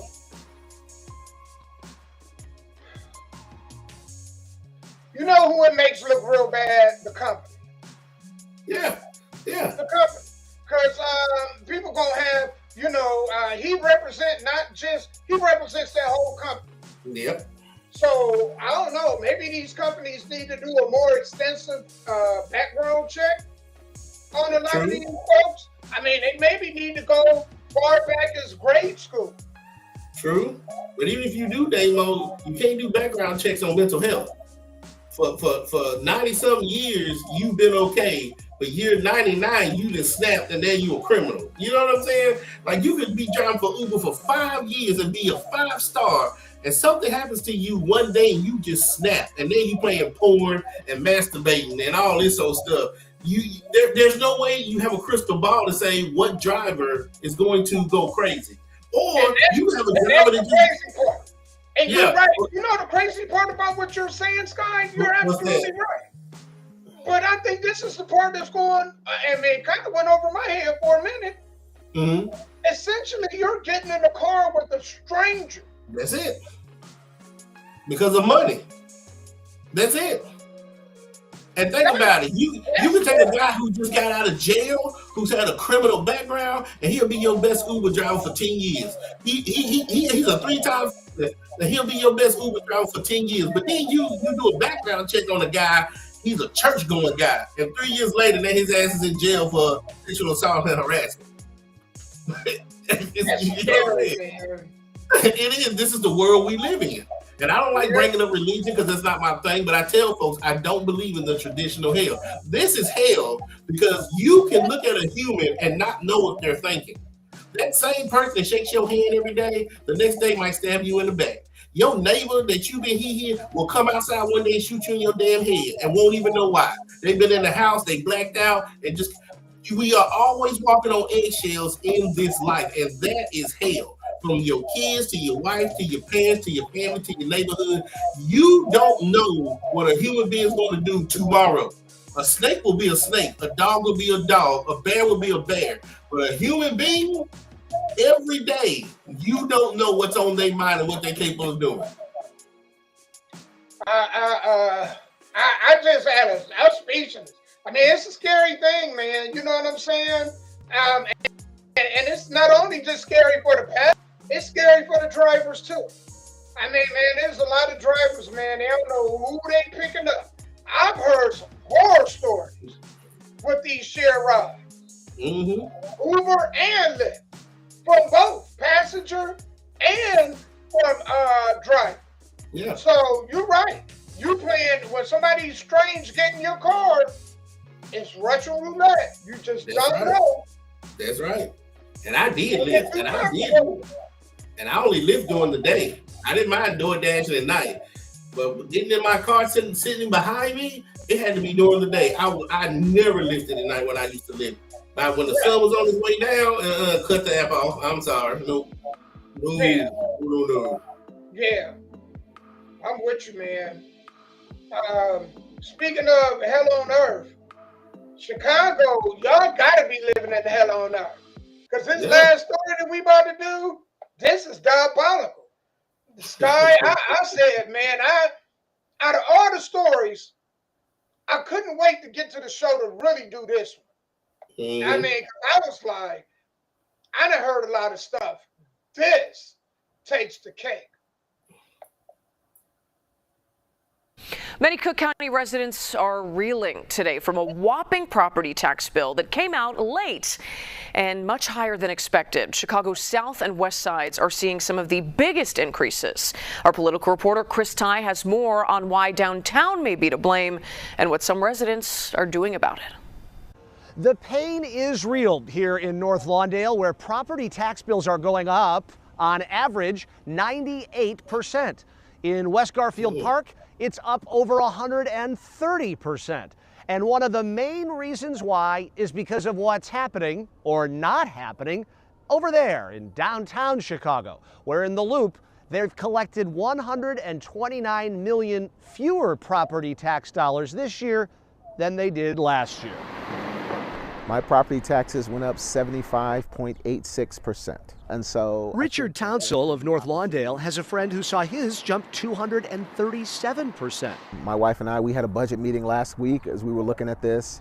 You know, does that mean maybe we don't take the vacation we thought we were going to take? Thank you all for coming. A frustration that this weekend led to this bill burning, led by the Lawndale Christian Development Corporation, which he is executive director. It was a Boston Tea Party kind of moment, where it's like taxation without representation. What do we do about this?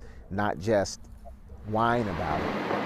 One idea is to lobby for a state law in Illinois, similar to one in California, that caps property tax hikes at no more than 2% a year. Consider Englewood residents saw an 82% jump this year, an average of $609. In North Lawndale, it was $1,900, and in Garfield Park, it was $2,000. I think it's incumbent upon us as citizens to give our elected officials what we want. We should be pressing them around the bills that we want to see, not waiting for them to come up with a solution. The problem, County Treasurer Maria Pappas says, is what's happening downtown. All these high-rises, commercial buildings that you see downtown are unrented because the businesses have left the city. So somebody had to pick it up, so the residences are picking it up. Picking it up begrudgingly. I think government needs to learn how to live in their means, because guess what? You and I don't get a 100% increase on our pay. Residents burning mad over the way government is spending more than they have. In North Lawndale, Chris Tide, CBS News, Chicago.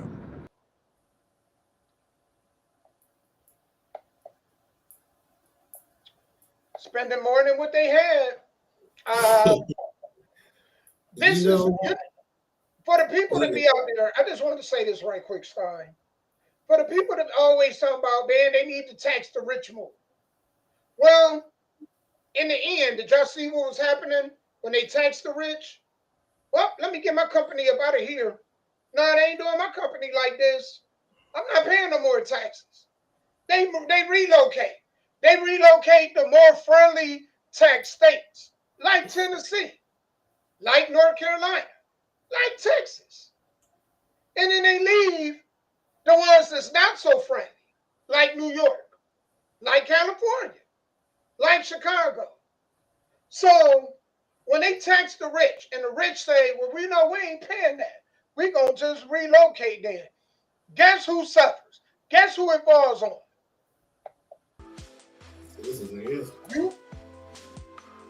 You. That's why their taxes went up.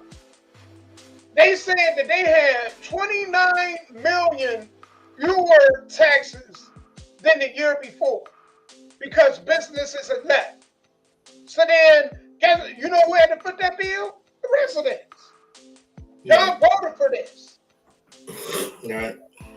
Y'all are the ones that put Sky is right over and over when he said, your local government, get familiar with your alderman, your councilman, all of that. The judges, all of that. Because them people gonna have a greater impact over your life than anybody. The mayor. Right. You know, the mayor, him and the governor, they lived in gated, secure fences. You know, their homes got fences and security around. They ain't got to worry about that. That's true. I them don't. People, Sky, them people's taxes went up, and they live in some of the most dangerous neighborhoods in the country. Mm-hmm. That's true, but people not understanding economics. So let me break it down to everybody who's in college. You know why your college tuition has gone up? Because first of all, a lot of colleges don't accept GEDs no more. A lot of people are not going to college, and a lot of people are high school dropouts. So you take all of that, which means that is money. Let's just take MTSU, is losing scholarships, grants, and student loans, because all those sector of people are not going. But they still have to maintain a certain amount of revenue. So the ones that do want to go to MTSU, when I was going, and let's just say a semester cost me $3,000 a semester, it's going to cost you about $9,000 in 2025 because all this money that they lost because you have high school dropouts, GEDs, or people just not going, they got to come up on your tuition there, your books, your parking. Then they build a crazy ass garage and do all that stuff. Well, the principle, what I'm saying, has just happened in Chicago. They lost $129 million in taxes, one, because what Damo said, businesses. Two, people homes are getting repossessed. If you ain't in a house, you ain't paying property tax. There are homeless people. If you ain't bought a house, you ain't paying property taxes. And young people can't afford homes. So if you can't afford a home, you're not paying property taxes. But the city of Chicago still has to have X amount of money to run. Just because people can afford, can't buy, or homeless, then that means you son of guns that are in these homes, y'all have to make up for the difference for the people who can't do it whatsoever. So not only are these businesses leaving, then you lost your job, and then you ain't got a home, or you can't find a job, you can't buy a home, or your ass is just homeless to begin with, and can't even spell home. One of the two, that's it that city and county is missing. This is nothing new. They just did it in Nashville not too long ago. I think the taxes, 2 or 3 years ago, they went on like 40-something%, something like that. That's because and Davidson County still need X amount of money to run everything. And if we can't get it from new homeowners or old homeowners or people that's getting houses repossessed, the you folks that are in Davidson County that are paying mortgage or whatever, we're going to come up on y'all. So, yeah, this is nothing new. Anybody that's shocked is people who don't take the time to learn these things. So when you're saying they come to places like Tennessee, but better tax this and tax that, I get that too. Because if you get jobs, more people will work, more people supposedly can afford homes, more people buy homes, there's more property taxes. The property taxes kind of stay down, but because of inflation, it goes up. But when you in cities that are not doing that, then everybody who lives in those counties, those cities, every year your property taxes is gonna go about 98%. And then what happens when you can't afford your property taxes? You still get in foreclosure just because you have a lien on the house. Two people can take your houses, your mortgage company and the city. So now people are gonna lose their houses because they can't afford the property taxes. Well, then what does that mean? That means the ones that can't afford the property taxes and the ones that can't afford the mortgage is going to go up again. So the more houses or the more people that are not in houses, the more of y'all that are in houses is going to make up for the difference, if that all makes sense. You're right. You're right. And it's a trickle effect. You know, I mean, to say you make the pay, essentially making the poor pay. Really what it is. Yeah. Because whatever they can't get from the rich, they're going to take from the poor. It's just like the new mayor in New York talking about free buses, talking about free government-run grocery stores. Well, you tax, and one of the things he said is these corporations need to pay more. Okay, all right. Well, let's take my corporation and move it to Florida. Then. Now, where you're going to get the money from, Mr. Mayor? You know, I'm not even into politics like that. And, you know, sometimes people have a dim light on the Democrats, but I will agree about this when they talk about the Democrats or whatever. They make Democrats or minorities and poor people feel like the rich are evil or mean people and you should hate the rich. No. The rich did what they had to do to become rich. Y'all Democrats, some of y'all are so satiated with the Kardashians, the Real Houses of Vice of this. That ain't rich people just sitting on a boat drinking mimosa, talking about who has having sex with who. Most of these rich people work 30 years to become millionaires, 40 years to become millionaires. And they're not going to give it up just to give it up. Yeah, then here comes Uncle Sam talking about, well, we want 300,000 of the $1 million. It took you 30 years. Hell no. Stop saying the rich need to pay more. Until you become rich or run major corporations, you don't know what them guys are going through. Well, TV says he got a $10 million being a CEO. You don't know what that man been doing the last 20 years as a CEO, taking a company that's been losing millions of dollars. Now they're making millions of dollars. He's earned that $10 million bonus. But all you see on TV is today he got the $10 million. What about 10 years ago when the company was about to go under and they're about to fire him? So People stop blaming everything on the rich. Stop trying to say, well, the rich should pay more. No, why should they pay more? Because they're rich? That makes no sense. If you own the poor side of the fence, you're gonna always believe that. But until you get on the rich side of the fence, you're like, damn, I done worked all this money, all this time, and here come Uncle Sam. Every time I make $1, they want more. They want more. No, that's not gonna solve anything. You're right. You're right. I feel for the people in Chicago, but then on the other hand, I don't. Y'all put this garbage in office. You know what I'm saying? It's you reap what you sow. It's unfortunate. I feel bad for the people that didn't vote for it, but you know the option you got is to leave. If things ain't going to change, leave. Go elsewhere. People are just ill prepared sometimes because, again, they stuck in their ways and they think this is how life is going to be for the rest of their life. There's only one thing guaranteed in life, or two things: change and death. Everybody gonna die, and things are going to change. Whether every 5 years, 10 years, 15 years, however it is, things are going to change.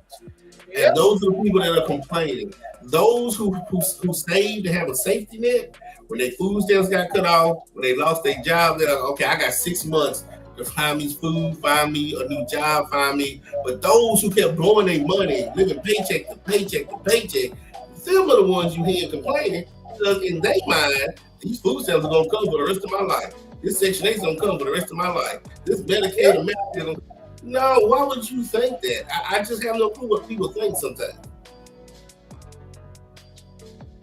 Yeah, I mean, like right now in 2025, right now we supposed to be prepared for 2026.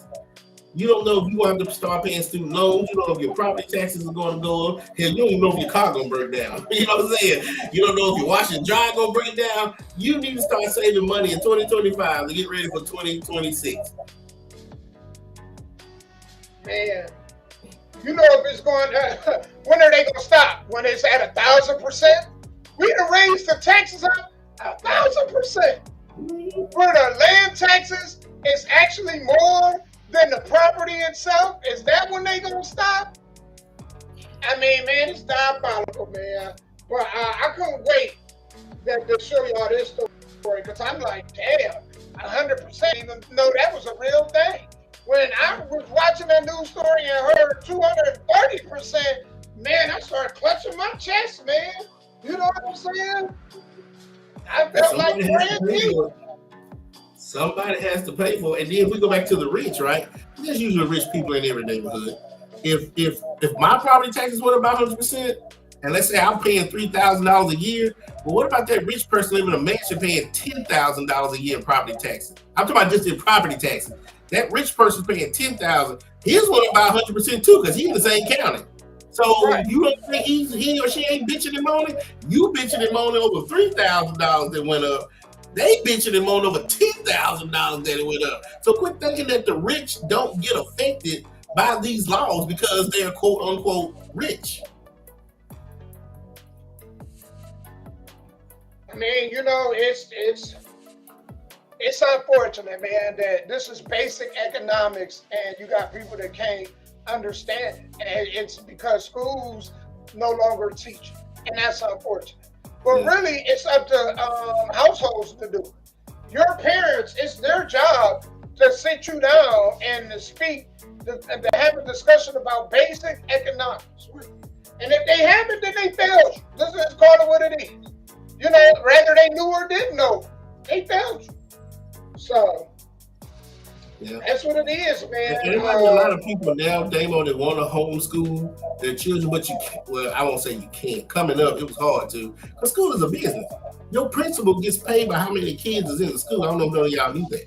That's because we used to have a principal called Dr. Kersey at Carter Lawn, and he had 500 students, half of fifth graders, half of sixth graders. And as we walked through that door, he knew our first and last name coming in. And when it was time to leave, he knew our first and last name. And I never knew how this principal know everybody, because he's counting his money.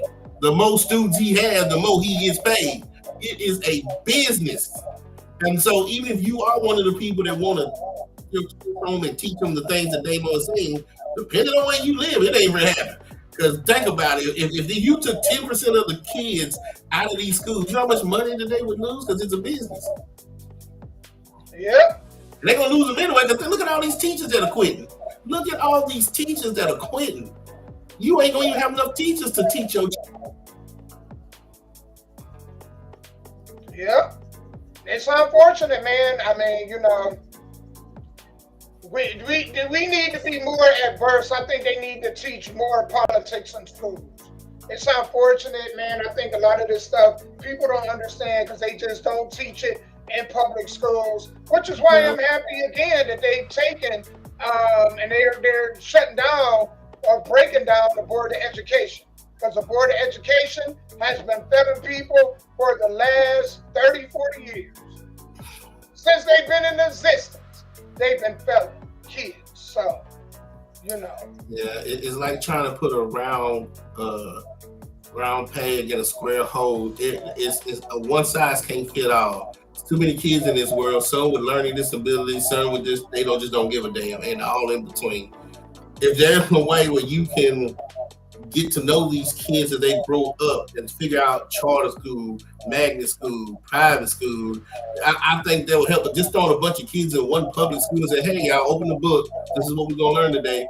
Every child learns differently. When I was growing up, if you had a mental issue, it was called DO9. You remember that name, DO9? Okay, well, we used to have a section in the building called DO9, and that was the kids that probably had ADD and had mental issues. It was called DO9 or whatever. So I just don't understand why they thought Common Core or the Department of Education could teach hundreds of millions of kids one curriculum, and that would be it. That's just not how life is. Everybody learns differently. Yeah, I think that they got too many kids per one teacher. And I think it was a good idea that they had these student teachers come in to kind of help around the classroom and assist. I think that should have been a thing, but a lot of people don't want to be teachers anymore. No. Case in point, when you get maced and you making $48,000, they paying you $48,000 a year to get punched in the face, to get somebody cutting your hair, to get maced. Of course, I don't want to be a teacher either. Did you see there was a black guy who just quit? I think he was like a social studies teacher or something. He said, I don't have a problem with the kids. I have a problem with the adults. Some of the teachers in that man's school hated on him because how popular he was with the kids. And he had over like 700,000 followers on Instagram and stuff like that because of his personality and what he taught. Most of the kids loved this guy, but the damn other teachers hated on him. And so it's like, you know what? It wasn't even the kids, it's me. I'm leaving because of the damn adults. We're dealing with these parents. It's just, you need to have a better environment for these teachers, because outside of the home, Damo, the teachers are the second parents. They are the second people that's raising your children to be better, productive citizens. Then you go home and you do it.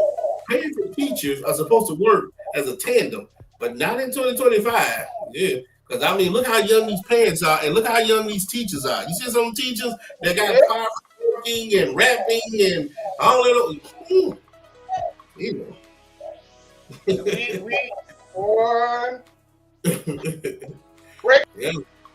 That we moving in as a society. I mean, and, you know, it's scary, man, when you know, like me becoming an elder now. You watching the world, I'm watching the world like, damn, these are people that's going to be taking care of me? Do you think I feel comfortable at all? Hell no. Hell no. These are people going to be making decisions for me? Shoot, I'm in trouble. They're crazy. So me and you got to worry about Social Security is going to be there. We got to worry about any type of health care. Hell, will money even be in existence by the time me and you turn 80 and 90? Shit, will it just be a chip that they put in your body to tell you how much time you have? Like, I don't know. I have no clue whatsoever. It's scary to think of, man. It's scary to think of. I didn't say that.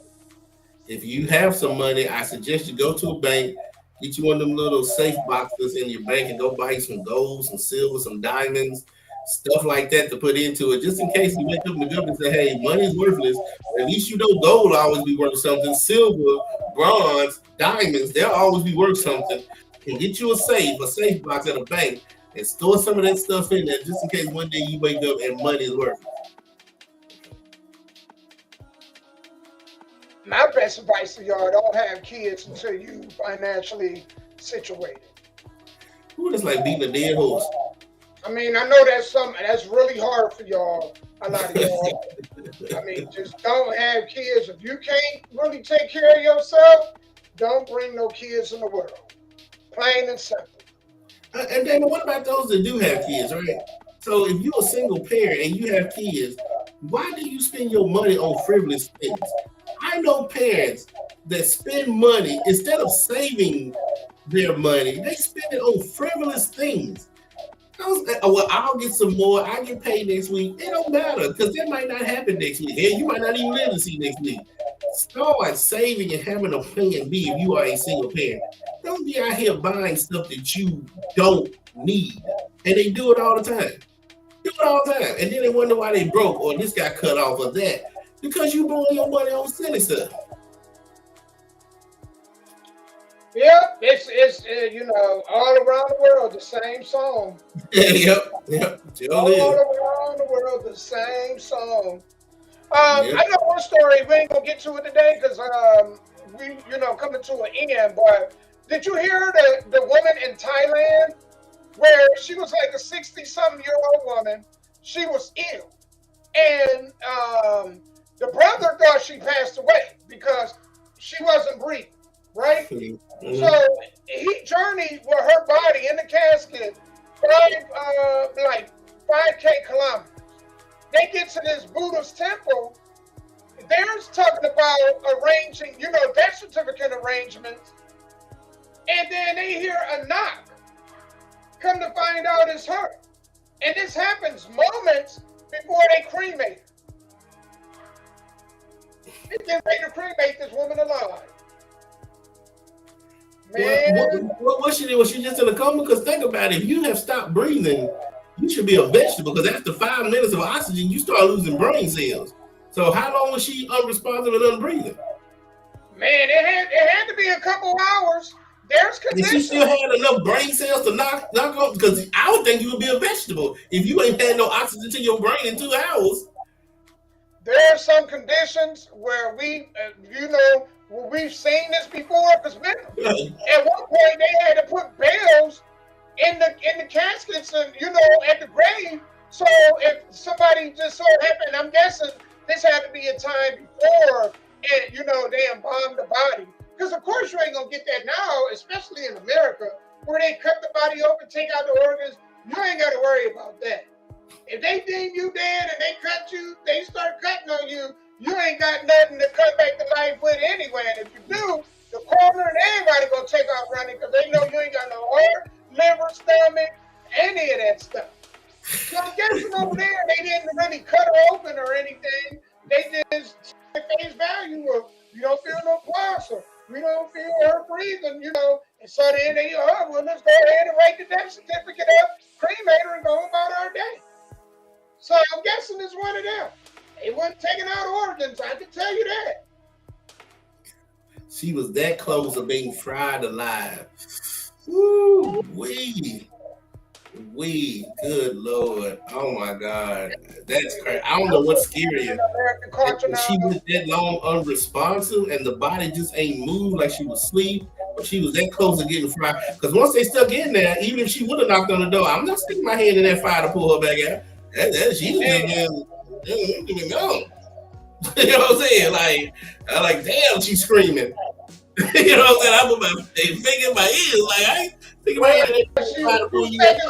She was 2 seconds away from the quiet baloney. You know what I'm saying?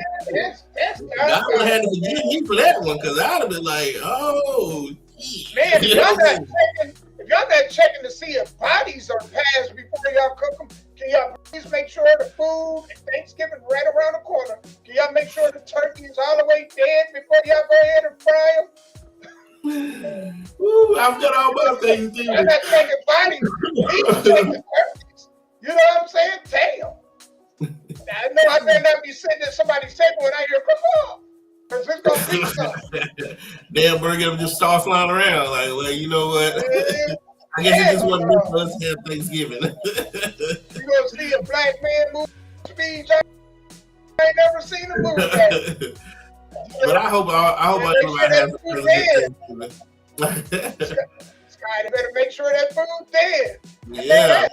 Man, and remember, you can't eat everybody's cooking now. So don't be out. If anybody has never had food poisoning, because I ain't never had it, I hope you don't get it. But if you at Thanksgiving table and somebody offers you something, you don't look right past it. Don't be nice and eat it. Trust me, everybody can't cook. So you be careful what you stick in your mouth Thursday. Man, and I hope everybody has a free Thanksgiving, because when you get my age, Thanksgiving is just another day. It is. It's just another day. But for you who still love Thanksgiving, I hope you and your families have a great Thanksgiving.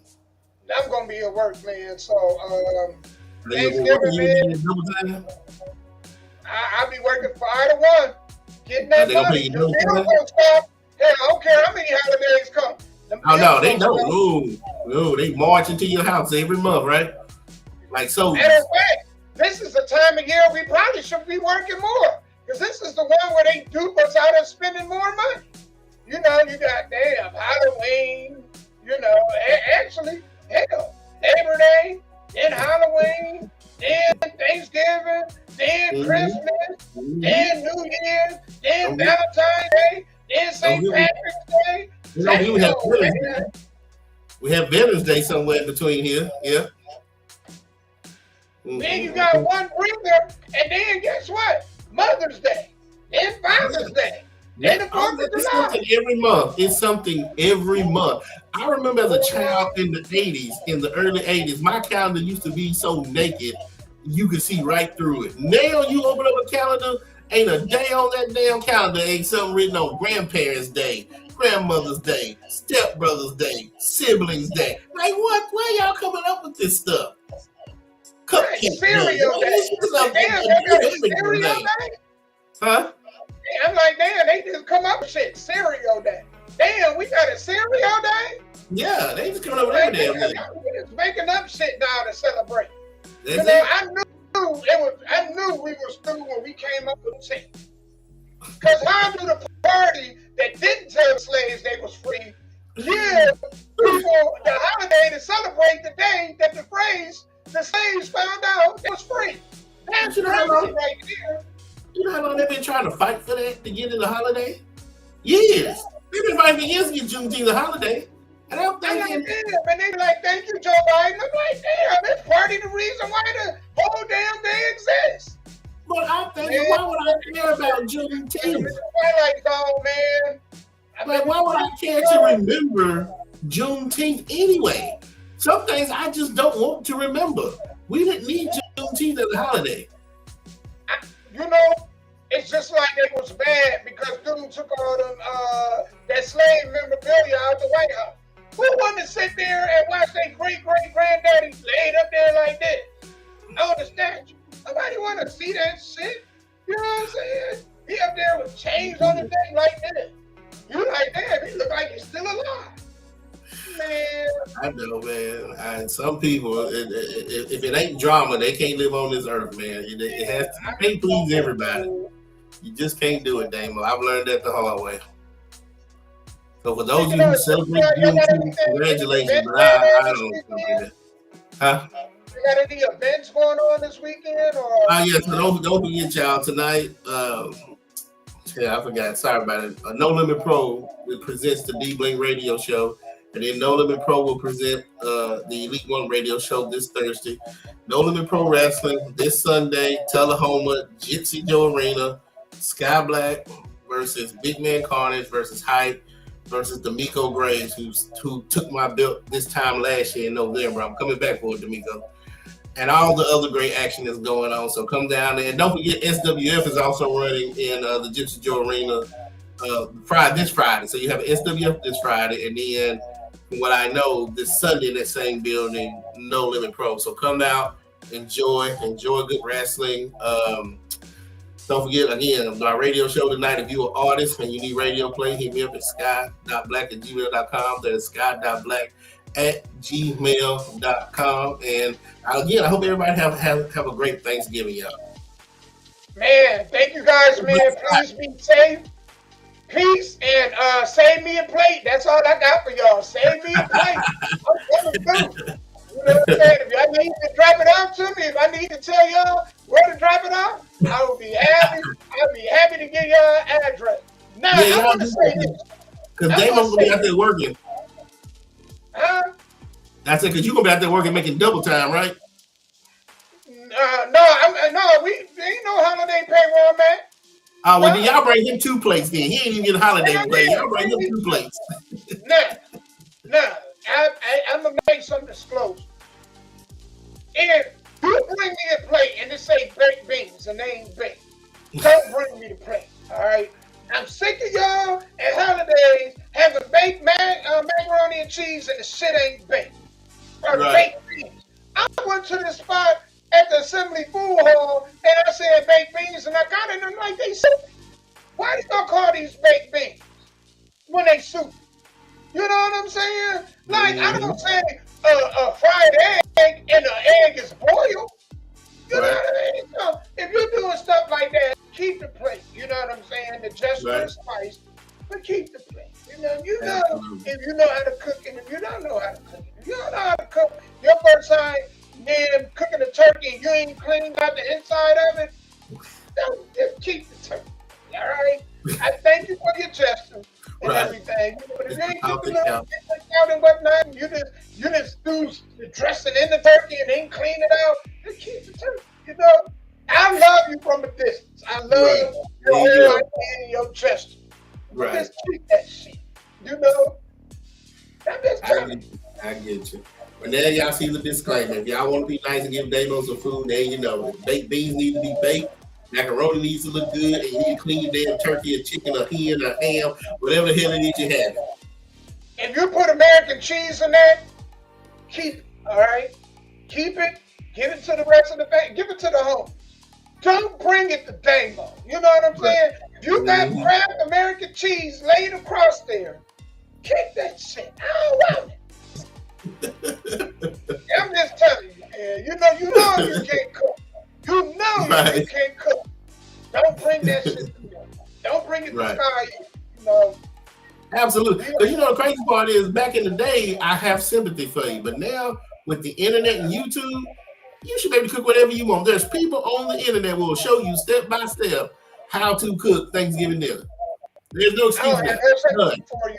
Because Big Mama was in that kitchen, you should be in that kitchen with Big Mama. Absolutely.